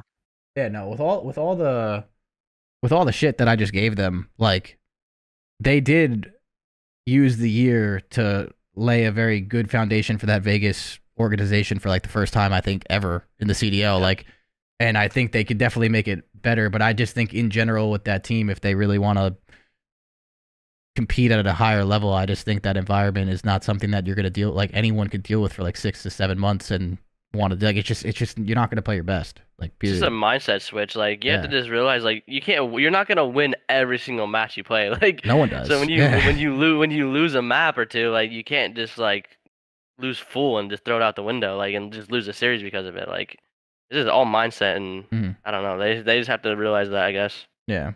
So I think they are in a better spot than they've ever been in their CDL organization history. I think they can still do very good and like figure it out from there. It depends on obviously who stays and who doesn't and stuff. But yeah, I just think like that will always hurt them if like, yeah, you lose a map or two in a series and all of a sudden everyone's like arguing with each other. It's like, yo, like we could at least win the match and then figure it out from there. But like, I don't know. It definitely seems odd. But we can move on to this. Definitely odd. I have one more team I want to talk about. I didn't want to talk about, we don't have time to talk about Toronto because I just don't think there's much else to say, but they got to go place to this event. They're one of the teams I think will be a factor at this one, but I don't want to have you guys give the same answer over and over and over for all the teams. I want to talk about a team that I know you're going to have different answers about. Florida actually had, I think for Florida, a very good event, top 6. They were not qualify or not going to qualify for champs going in this event. So this was their champs. And they've had a journey this year. They've been mostly down, very little ups. And then they finally made a roster change with Vickle coming back in, Team Brat Cap, Vickle, and Fellow. And they were probably one of the better teams the last few weeks. I know that the Miami Heretics thing is potentially rooming with Florida or looming with Florida and sort of the rebrand. Do you guys kind of feel bad that for, maybe everybody on the team other than Vickle, this might be their end with the franchise if they're going to go to a full Spanish team? I'll start with you, Preston. Wait, so they're going to pick a full Spanish team? Well, that's the word on the block, yeah. Okay. I mean, well, to go back a little bit with Florida, I mean, going into this event, like, they were looking so good, I'm not going to lie. Like, they scrimmed us, and they played us really well, and then I saw everyone talking about them, like, yo, they're playing good. So I was like, damn, it's not just against us. So honestly, like, they're showing, even when they got top 6, I think they're probably even better than that for this tournament. I'm not going to lie. They just came out flat against us in ROKKR, but, wait, so what was the question for next year franchising? Yeah, so the rumor next year is that it's going to probably be a full Spanish team. So, like, yeah.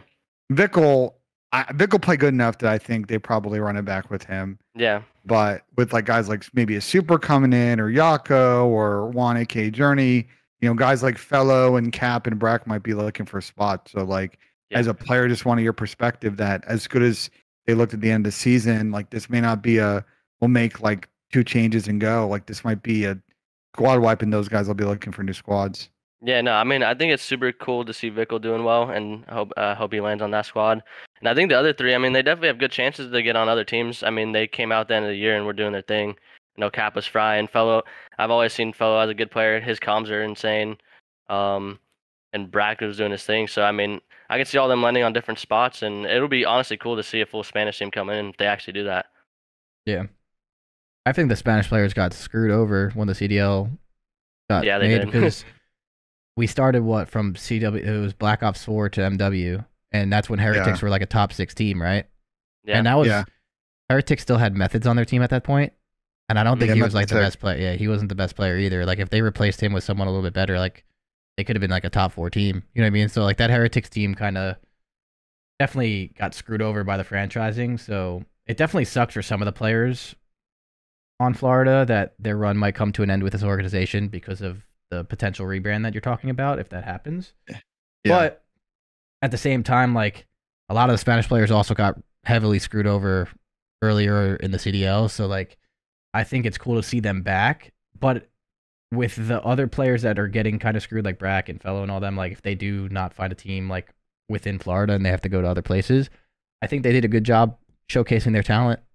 That's what we talked about last episode. I think a team that had no chance of making champs. I know they had a chance technically if they got first place. It probably wasn't going to happen. They were they were a bottom 14 that probably had no chance of going to champs other than like a very slim one, and they showcased their talent. I don't think any other team did that. That was bottom 4. To be honest, like the big thing with them too, just looking at from like the outside looking in, is just like the mindset all those guys have on that team. I think it's pretty solid. Like they came in, wanted to showcase and just do their thing and show out, and I mean like that just speaks volumes rather than going into it just knowing you're not gonna make champs. Like you're just gonna go there and play. Like fuck it. Like we. Yeah, no, that 100%. That's what I think is like. That's so much harder to do. Then it's easy to sit here on the podcast and say like just show up and try your hardest because like you know you should, and like when you face adversity like be better, like you know like, that's a lot harder to do, you know, easier said than done obviously, but I think they did it, and I think they were the only team in the bottom 3 because that fourth slot everyone was fighting for their lives, so like I think that was a little different in that 4th slot. But out of the bottom 3, LAG, London, and them, I think they're the only team that like showed up with a purpose. Like I don't know. So like I said, like I've never heard any like bad things about those guys. Like I feel like they're all like really good teammates to each other and like have a good mindset. Like I said before. Yeah, so I think that shows a lot about those guys, and if they did anything for themselves, it might not fully lead to a spot next year. You know, depending on how things kind of go. But I think Capsule, Brack, and Fellow. I'm leaving Vickle out of this because if it's a Spanish branded team, he might get picked up. But like. I think those 3 showed a lot about themselves in the sense of like, even when things are just like, you know, super down bad, like they still showed up and tried to, you know, actually play. So I think they did a good job with that. It was super cool to see. And hopefully that showcased enough to maybe get themselves on the team next year. It just really depends on how roster changes and shit go. Yeah, I mean, I think like, you know, I think Capsule is always a very interesting prospect. Like he's got that takeover. Mm-hmm. We saw a series from him and maps from him this weekend or last weekend where it's almost like old Capsule on like Berlin Hardpoint, where he's just free flowing. Like he was on a fortress, just absolutely like just in flow stages, getting all these kills. And like you can see that top end with Capsule, but you know, oftentimes this season it's been the low end, and like he's still a top prospect. Someone like a Lamar can probably get the best of him. Brack has played better as of late, and I think he could be a very good player in the league. And Fellows had his moments too, and you know what leadership he brings. So I think all 3 of them have good cases outside of Vickle, who I think will probably stay on the org to like maybe get a CDL spot. But as we know, there's only limited spots. The league's not expanding. It seems like that's the hard part about it. Is that yeah. And so there's only 48, and it's going to be tough for all of those guys to find a team next season. So we'll see what happens. I think that's it on team stuff. Let's talk champs bracket. In the meantime, if you guys have questions he wants to cover after the bracket part, put them in my chat and Chris's chat, and we'll cover like a couple of them. But Chris, you want to pull up the bracket? We have a really cool one ahead of us for champs. I've seen a lot of talk about as I realize now with this overlay, we don't have a 3 box. We lost Preston, dude. He's gone. Goodbye. It's me. We'll need to fix that, but it's Chris works on. Right, nah, it's just a squeezed cam between the 2 of us. You and I are both Ben Nissim now. Oh wait, I didn't even realize it. Yeah, you're hella screwed up. Hold up, I can fix that. It's just funny, but could I make anyway? You guys, I mean, look, I'm gonna make you guys smaller so you're both fully in. Yeah, make it smaller so you fit in. There's some real quality production going on here, but anyway, I blame myself for that. But this is the bracket. You got FaZe and CL on the top side, along with Toronto and Thieves. That's a spicy one. Winners round one. And the bottom side is Texas and Boston. I'll be Texas, and then obviously Preston, your team, going up against ROKKR on the bottom side of the winners bracket. I've seen a lot of discussion about like one side of the bracket being harder, but it always, and Chris, you probably agree, it always works itself out throughout the tournament. Like, I don't think any of that matters. You just kind of focus on the team in front of you, right? Yeah, I mean, yeah, you got to beat the best to be the best kind of thing. It's champs. Doesn't matter who you play. Like, you have to beat them to get to the final, obviously, and go from there. If you're showing up to a tournament and you're expecting to win it, or wanting to win it, like you got to beat anyone in front of you. Like, because like realistically, the way I view it is like if you get a free, like a quote unquote free run to like a winners final, and then you're not good enough to win the tournament anyway, and you get top 3, it's like, cool, I got third at champs, you get some money and you be on your way, but no one remembers that or cares about that, obviously, other than you just getting some cash. Like, I feel like you just got to beat whoever's in front of you and focus in on whoever's in front of you, and that's it. And even if you fall into losers, like, you have your second chance to, again, beat who's in front of you and make it to the finals. Like Preston, we just talked about it, like New York's won 2 majors this year through losers bracket, like it doesn't fucking matter. And also, we've said this forever now, you don't really have a disadvantage making it to the finals from losers. Like, it doesn't really matter. Like, it's like once you make it to that final, may the better team in that final win. You know what I mean? Like, it's fair play. Yeah. Like, you don't really, like, there's no map advantage. There's really nothing. So it's like, with that being said, like, it kind of plays itself out because, again, you beat whoever's in front of you and make it to the final. You make it to that final, anyone can win. So that's Chris, what are your thoughts on Preston same on champs final not being a best of 7, being a best of 9 like all the previous years? Hey, what? What's best of Champs, 7? champs final is a best of 9. Yeah, I believe. Okay. Do you like that as opposed to the best of 7 we've been having all year? Is there a winner's bracket advantage? I don't know. I have no idea because again, the CDL handbook's not public, so I have no idea. Well, yeah, well, the fucking rules, you'll never know. But I personally, I've said this for 4 years now, and I will die on this hill alone. Winner's bracket should have an advantage, and they don't, and that's it. So like, it could be a best of 9. I personally think a best of 9 is better than a best of 7, just because like you get more maps in there. You know what I mean? But like at the end of the day, like best of 7 works too. You can win. If you can't win 4 maps before you lose them, then you probably don't deserve to win the tournament. But like, I think just the winner's bracket advantage not being there is kind of silly. Like Preston, like when we didn't have the advantage in MW, like when we were down 0-1, like we deserved that. You know what I mean? We lost the winners finals. That was really important. That's what it was. I feel like that being taken away, I've said this for 4 years straight.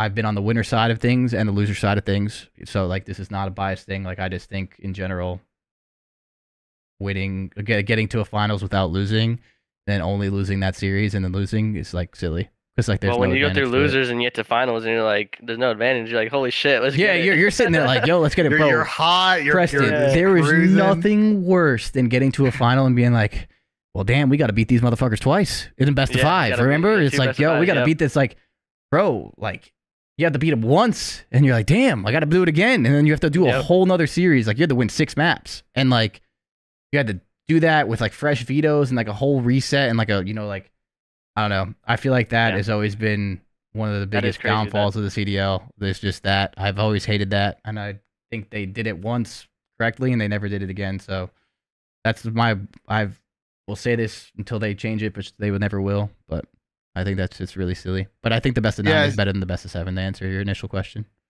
Yeah, I think my problem with the BO7s this year, I don't know if you guys agree, like now that we played all of them, I don't like the 3 controls. I think that's kind of whack. So, yeah. Or sorry, not 3 controls. There are, wait, no, there aren't. No, there's not. Am I crazy? In the best of 7? There's 2 controls, 2 hard points, and 3 searches. 3 controls. Okay, so that was gonna get to my point. Sorry. Do you guys like the 2-2-3 split? Like, do you like that? We get to the best of 9. It's not gonna be like you're gonna have way more hard points in the series. Do you like? Wait, do you think that's crazy? You say way more, meaning 1 more? Yeah. Wait, so in the best of 9, how many hard points is it gonna be? 3-3-3? No, it'll be 3 3-2-4. 4. Yeah. Yeah.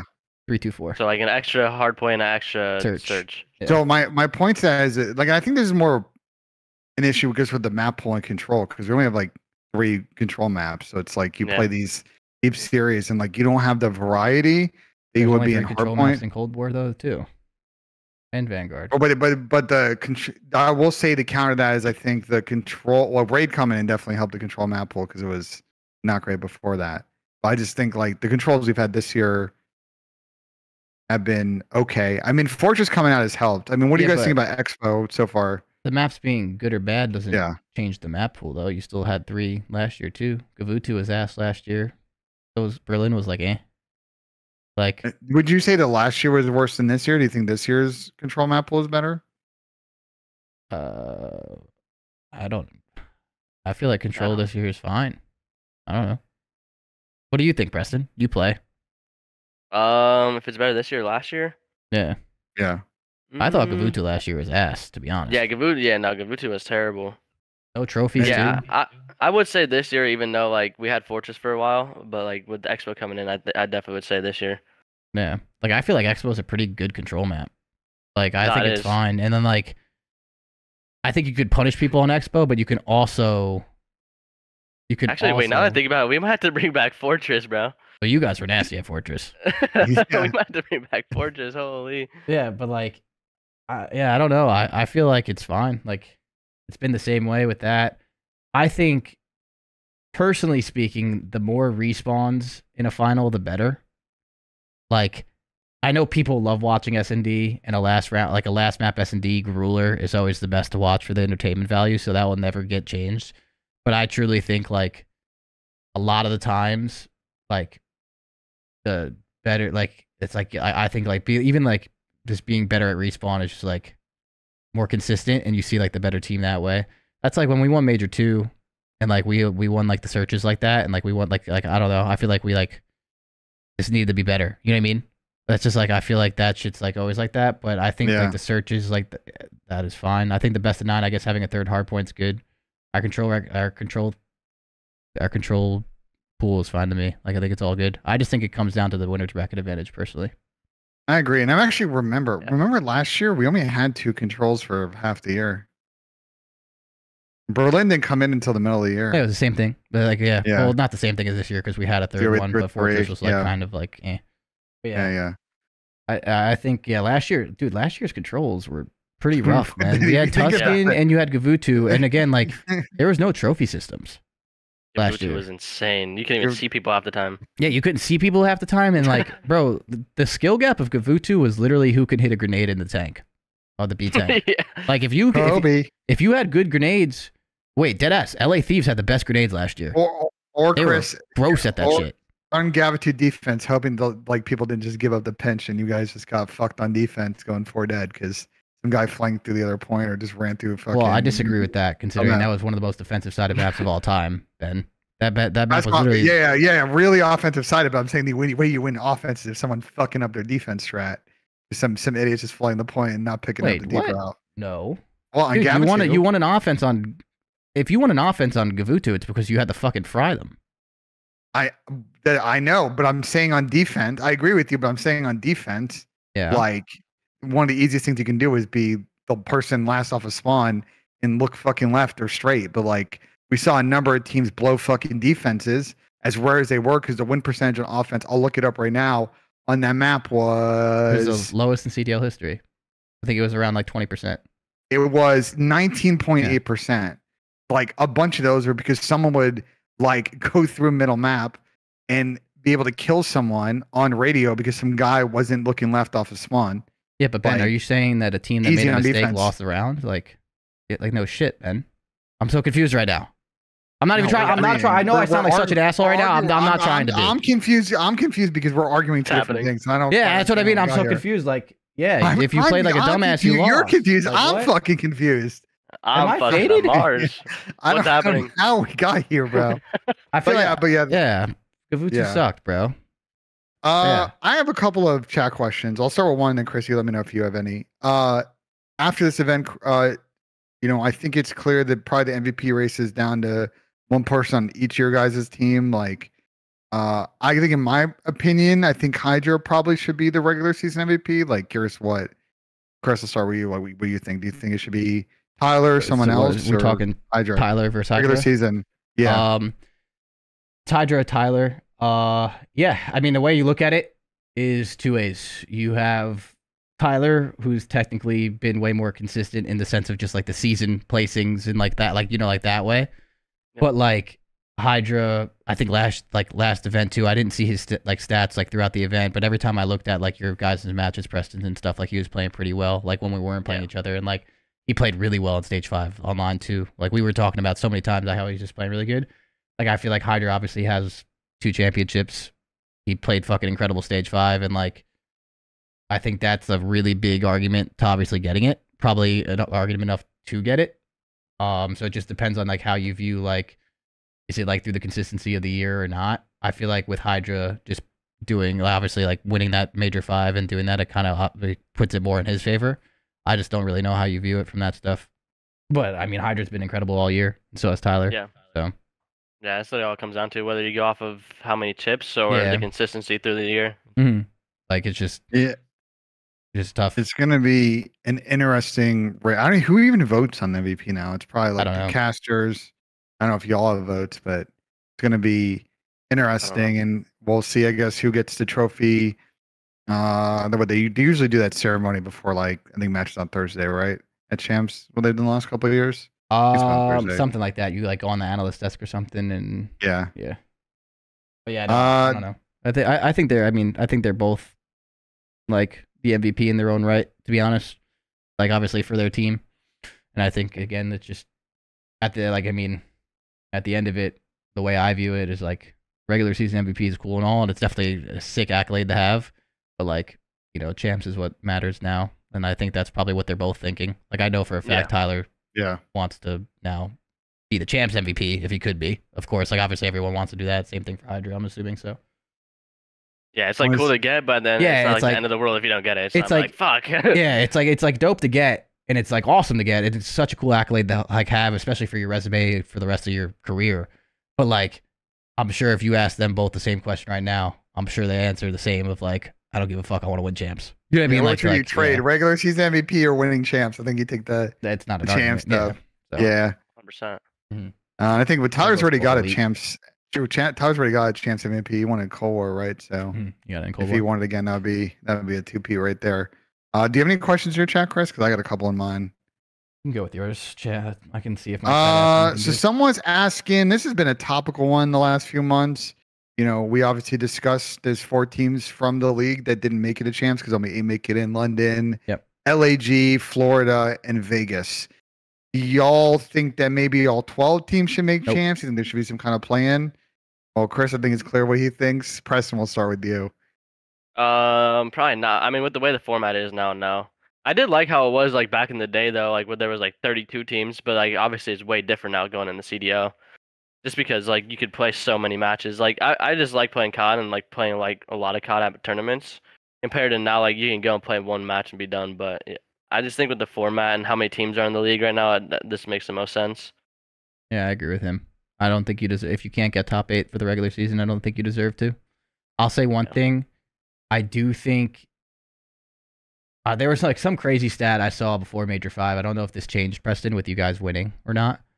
But like there's only 2 teams this year that have positive points or something from like LAN matches, and it was like us and LA Thieves. Everybody else like had more points online than they had online or something. Wait, really? It was something crazy.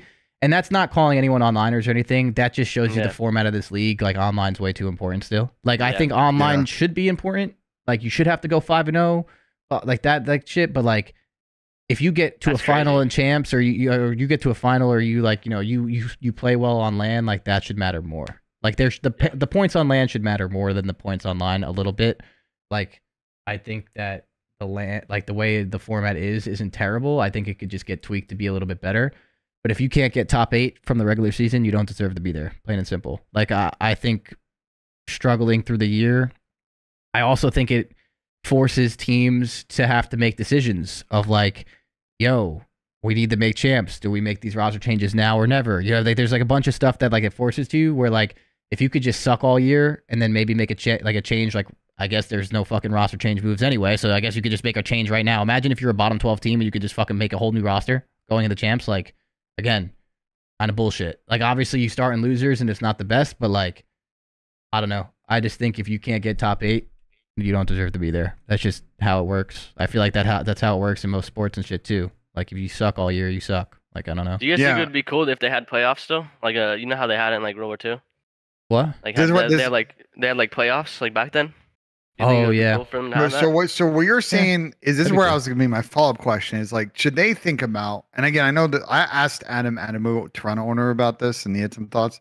Like, do they rethink it and like you have this big CDL playoffs event, which is what we have as champs now, and then you have a champs after that, which is like more of a pro-am style. You bring in top teams from challengers globally, and you have this big tournament. It's a little bit more of like a week celebration thing. Like, I would love it. I could see why some of the owners, and I asked Adam about it and why they're not down. But I think that'd be to Preston's point. Like, you would sort of get the best of both worlds, kind of. Wait. So you're saying like just like So like playoffs would be like what champs is now. Like, it's the top 8 teams. yeah. They play the bracket, and then you have like a final event this season that's all 12 CDL teams, and I don't know, 12 challengers teams. It's a 24-team tournament, but I'm just making up numbers. Uh-huh. And you're just like, And then that's which one's considered the champs? I don't know. But I don't know. If no, say like I think issue, right? not really. I think if you suck all year and you don't qualify, like why do you deserve to play at the World Championship tournament? Like, I agree with that. I was just saying in general, like to have like a playoffs or like another tournament, like a big tournament, like besides just champs and the 5 tournaments that we have. Because I remember just back then, like having playoffs was sick. Like, yeah, I don't know. playoffs was cool. No, even in Black Ops 4, we had like the Miami playoffs, right? It was Miami and then champs. It was yeah. Like I think the playoffs and stuff are cool too. Like maybe you do like the playoffs or something where like you let people in. Like I don't know. All 12 maybe like there. maybe like But some that's pool still players. weird, Say, I don't know. Like the only thing I guess that could be a little bit different. I mean, this would be hard to do too. Is like I did think Major 1 having pool play with some of the challengers teams and stuff was pretty cool. Like in the sense of just like adding like 4 extra teams and like having pool play in more matches, so you don't just show up, play once, and get fucking out of there. Yeah. You know what I mean? That does kind of suck. So I definitely agree with Preston. It does suck sometimes, just like showing up once if you had a bad online stage and all of a sudden you're just out of the tournament. So like maybe like do some like play-ins like that where like amateur teams can showcase their talent consistently through the year. Like I know that kind of comes into question of like, well, organizations aren't paying this crazy fee to be in the league and they're still getting to play in our tournaments. It's kind of BS. So like I'm sure like there's a bunch of shit behind the scenes with that. But like, yeah, I don't know. I just feel like the whole point of a season is to be forced with making decisions, being good, not giving up, figuring stuff out, like et cetera, et cetera. And I feel like if you could just suck all year and just get a free spot to have like one chance, like I don't know. And all realistically, starting top 12 instead of starting top 8 in the losers is like what? That's like one match difference of a losers run. Like Preston, you guys lost round 1 at this event, and if this was a 12-team tournament, that would have been the same thing if you starting in losers round 1 like you did. Yeah. You know what I mean? And like you won the tournament, so it's like it doesn't really, you know what I mean? Like it's not that much of a run. Is my point. Like it's impressive. I'm not taking it away from you. That shit's fucking crazy. But I'm saying like you can. It's very doable. Is my point. And I feel like that's like not a harsh enough start. Like I don't know. So yeah. No, I agree. Yeah, I think to kind of circle back, like among all these issues, like the online portions kind of throwing things off here. Yeah, Troy said it's only 2 matches, by the way. Yeah, 2 extra matches. Yeah, that's not like the end of the world. Sorry to cut you off. Yeah. The fact that you got to play like with these 22 online matches that you can max get 220 points from is tough, and I think it's not like we'd all love a LAN league. I think we've discussed at length as to the difficulties there, and I would love for someone on the league side and the ownership to kind of figure it out. But I do think at minimum they need to rethink the point structure for next year because, like I'll give you an argument. A team like Boston has gotten a lot of points online. They've had 2 decent LAN performances, and the rest have been pretty poor. And so, like in that balanced world, they probably would have not made champs. Seattle would have had a hard time with their performances in making champs. I think it would stress that more higher energy, that LAN, that real like strong gameplay over just online cheese soundy. Especially live in the sound EQ era now, like cheese there. Wait, so you said only 2 teams had more points on LAN than online? So before Major 5, apparently, I saw some bullshit. Someone sent it to me. I'll find a tweet. Yeah, 1 second. where the only 2 teams this year, Preston, who have gotten more points on LAN than they have online was us and LA Thieves. Everybody else were technically better at getting points online, obviously more opportunity and it being there. Yeah.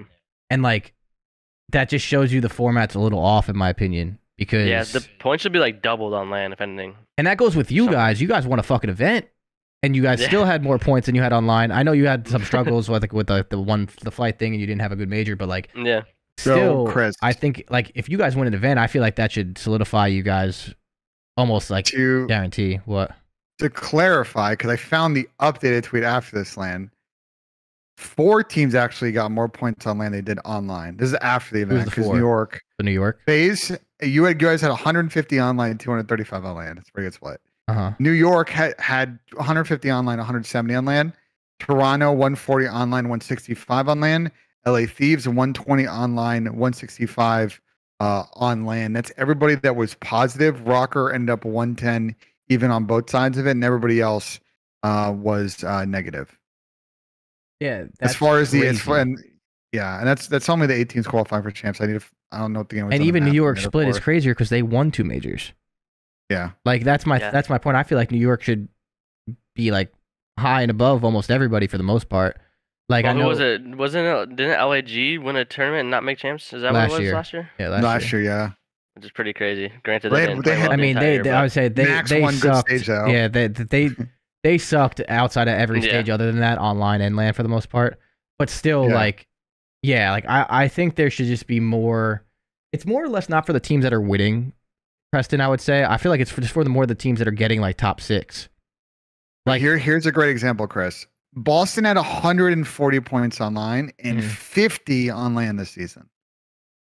Yeah, that's kind of crazy. And like that's my thing. And I'm a huge like you guys both know this, knowing me, like online to on LAN isn't that much different in the sense of like if you're a good team, you should just be able to show up and be a good team. But I will say this year is probably the one year I don't fully agree with my statement because of the sound EQ and all that other shit. Yeah, like it is just you're playing a different game. Like I watch players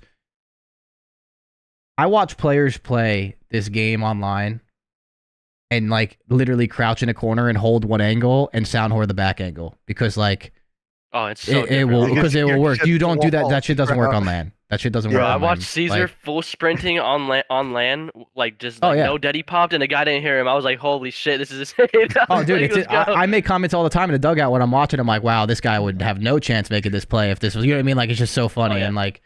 So yeah, it's just a different world with the sound EQ, and I think like this year with the sound EQ being so devastating online, like, although I still think it could have been better, but like, like I think it's just I don't think you should be getting that much points. It's more for what Ben you kind of just said and what I was saying to Preston. It's like it's for the teams that are getting like top 6 consistently and top 8 that should be getting a little bit more points from those placings than a team that goes 5-0. Say if you go 4-1 or 5-0, but then you get like 12th. Like that's not a terrible split. But like that shouldn't be that good of a split. You see my point? Like, you know what I mean? And obviously, you know what I mean? Like I think that's just dumb. Compared to if you go like 2-3 online and then you go to major. Or exactly. Or if you go like 3-2 and then like you go 3-2 and then you got top 6, like that should be a pretty good split. Like I don't know, the numbers from LAN to online just need to be buffed a little bit on LAN. That's all it is. Yeah.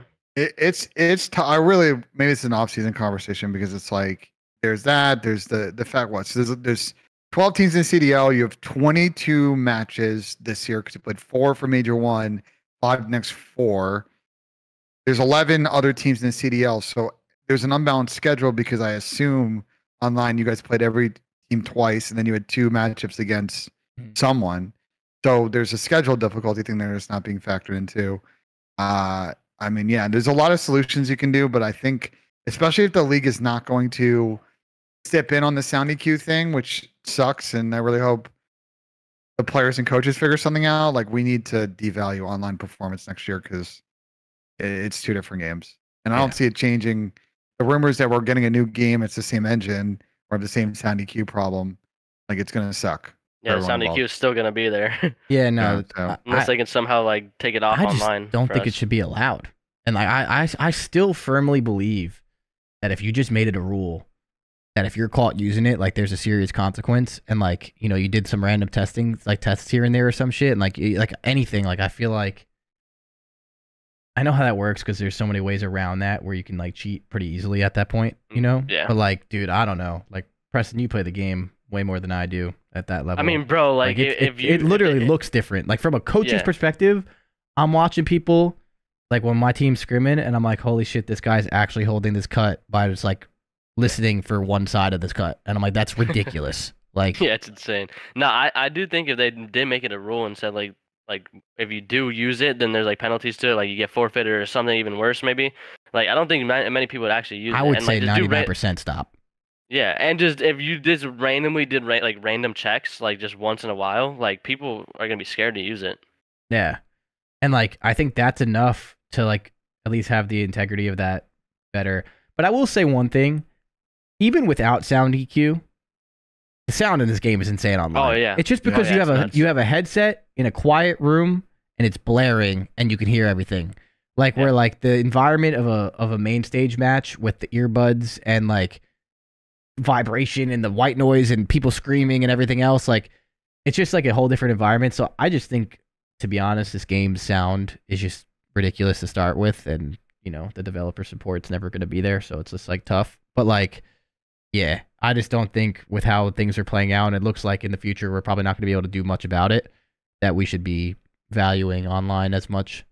And that usually goes against everything that I normally say about it, but I do think next year we have dead silence. That's what I mean. Like, or we can just get a game that fucking works, but that's a whole different. Chris, I would take it farther. I would say that the best way to actually enforce this is the random checks, and coaches be a part of the process in verifying that their players on their team are not using sound EQ. And if they get busted, not only the players punished, the coaching staff get suspended. Okay, too. that was I think I feel like a coach can just easily be on the side of the team and just be like, "Oh shit, like I didn't know he was using it." Yeah. So but if they get punished too, then I could tell you if I could get in trouble for someone using it on I'd be going through their PCs like turn that shit off right now because I'm not getting fined. You know what I mean? Like like I guess like if the coaching staff or something is also involved in the sense like if one of your players gets caught using it, like not only does that player get in trouble, like you get fined X amount or whatever, like then yeah, maybe. But I think that alone would just be enough of like what Preston said, where like I know most of the COD players, bro, they're not gonna try and like it would just be dumb. Too much on the line. Bro, that's what I'm saying. Why would you choose to first of all just be better online and suck on LAN? First of all, it doesn't even help you in the long run. Like you're still gonna suck. If they devalue online a little bit more, then it's definitely not worth it. And then on top of that, like, yeah, why are you gonna risk your career to hear a fucking footstep? Just learn how to play the game and not suck. Like, I don't know. I feel like that would just be so much more than enough to like put an end to this whole thing. But like, I also know there's like mixed amps and shit that you can use that are like pretty fucking crazy too, with like messing with audio channels. I don't know. Yeah. I just wish we could plug into an Xbox 360 and turn my sensitivity to 3 and play. Yeah, I'd be like, down. Jesus, dude. With a couple, like 2 attachments, bro. Yeah, like give me like an attachment or 2 and my sensitivity and some dead silence and let me run around. Like, holy shit. Listen, all I'm saying is we got supposedly a lot of time. From rumors on the street, we got a lot of time until the next event. Like, there's plenty of time for the league to workshop and figure this out, because I think the sound EQ thing is like a massive issue. And we've been, there's a lot of things the leagues have done well. I think washing their hands to an extent to this sound EQ thing online has been a mistake this season, and they can obviously it sounds like there's some momentum amongst the players and coaches to figure this out, but there's a very easy fix for the league to step in here and be like, it's not allowed. Here's what to do if you get caught. Here's how we're going to enforce it. And then I think that's going to be enough to scare people to not do it. And if they do it and they get caught, well, the penalties are going to be pretty severe, and you're only hurting yourself when you get to LAN. Yeah. Which is where you make your money, where you make your accolades, where you raise your stock. Like, who cares? What do you think the penalty should be if they did do that? Suspended for the event. I think low key, because then people wouldn't do it. That's what I mean. I think it's 0. I don't even think it's 3 strike. I think it's 0 tolerance. That's what I mean. Yeah, it's suspension and points removal. Like I think that would scare people enough not to do it. Yeah. And that's what I mean. And like, Removal too, it would be your player gets suspended for the event, whoever gets caught, and the coach would take an X amount of dollars of fine, whatever. But like yeah, like then there would just be no world where that was. There's no way people. I'd be flying to Atlanta, double checking their PCs myself. You know what I mean? Like, 100%. That's what I'm saying. Like, it's like, yeah, like I don't know. And like, even if it's CDL points, it's just not worth it. And I feel like that would just be so much better in that sense. I don't know. There's just so many different things that they could do. Because I feel like a lot of rules, when we talked about this earlier in the season, I feel like a lot of rules and a lot of things in life can be broken very easily. You know what I mean? Yeah. But there's a consequence. Like, so it's the same stuff with this, because like I think a big argument with the CDL of like why it's like hard for them to do this is like there's so many ways around it where you can just like before the random league PC check they could just turn it off, and like I get that, but like with the threat of just getting caught, you can get suspended for a major is there in your head. I just feel like most people are not stupid enough to do that, and like I think that's all that really matters. So I hope next year we get dead silence, but on top of that, I hope we get loudness EQ too. Like I like just like figured out, because I do think that's kind of corny just for just how it plays out. Yeah. Chris, maybe off-season content idea is we get like a bunch of people on here, and we make we sit here, we take some notes, make some recommendations to the league, and we see how it goes. And there's our off-season episodes of Scrap Time. Well, once WrestleMania ends. I'm gonna be annoying about this one, but I feel like the recommendations of the winners bracket format still have yet to change too, and those recommendations have been made. So I'm getting tired of making recommendations. Listen, but you got to keep trying, because eventually they'll listen to us, Chris. Surely, right? I know. I mean, dude, listen, I think the league does a very good job. I know I can be harsh sometimes. I think the CDL does a very good job with a lot of the stuff they do, and I understand that like a lot of the stuff they do is a lot more complicated than it seems to the public and even to me. So I'm not like, I can sound like a fucking douche sometimes. I get it, but I also do think like some of the recommendations just seem so easy. Yeah, we just want, I mean, at the end of the day, you just want the best. Yeah, that's what I mean. Like, it comes from like, it comes from a place where like, I don't know. I feel like it's just like kind of simple, but low key, a lot of stuff that be simple just never changes. I don't know. Yeah, I think that's a perfect place to end this episode. Are you doing the outro, or am I doing the outro? I can do the outro. All right. Well, yeah, dude. Preston, thank you for coming on. You're always welcome to come on any episode you'd like. I know you're going to be obviously grinding your ass off for champs, so I'm assuming that we're probably going to be hard to get any of the players just for this like next week and a half or two, just because I'm assuming everyone's going to be focused in. But congratulations on the chip. You know that there's Thank you, brother. if there's one person in the league that's not gonna if it's not gonna be my team, I love watching you win. You're a fucking beast, dude. So very happy that you guys played well. I'm very happy that you guys won some chips, especially after last year too, bro. You're back. You're back on fucking track here, dude. I'm back. Yeah, that's just like where you fucking belong, dude. Just where you belong. But seriously, dude, congratulations to you and the rest of the guys. I know some of the New York guys are in here. I think Troy's still in here somewhere. Troy's been. Guys, it's good games to you guys too, man. That was a gruel of a series. Yeah, no, it was a crazy one. Yeah, Troy's been chatting about my chat, so I don't know if he's still here, but yeah, congrats on that. And then everybody else that's obviously watched from all the chats and stuff, we appreciate you guys. We've been getting a lot of love on YouTube and all that stuff, so keep it coming. I do appreciate every single one of you guys that watch this and show us love. Ben, you're the best host of all time. Thanks for leading this episide as you always do. Thank you. We give you some shit sometimes, but we love you. Okay. So yeah, sometimes you want it more, Ben. Listen. Yeah, he wants it, bro. Bro, Preston knows this because we have so much history. As much shit as we give you on this show, chat, you guys have no idea what he be saying sometimes behind the dude. No, it's not. Don't say back in the day these two. Don't say this, because this guy says some of the most out of pocket shit. Dude, I'm not even gonna get started. We'll leave it for another day. But seriously, the love on the show on YouTube has been incredible. Obviously, if you want to watch this on any of the audio sources or anything, it'll be in the description in the video channel too. What is that link called, Ben? I ask this every episode. Our audio link? Yeah. Anchor.fm/scraptime. Yes. The links are going to be changing soon, because like they will Anchor got bought by Spotify or some bullshit, but okay, that link at least works right now. Yeah, so that works for now. So it'll be in the description on the YouTube video. We appreciate you guys obviously showing so much love, and we will be back next week for another episode of talk about more of the CDL Fugays going on. Love you guys, and I hope you guys all have a great day. Peace.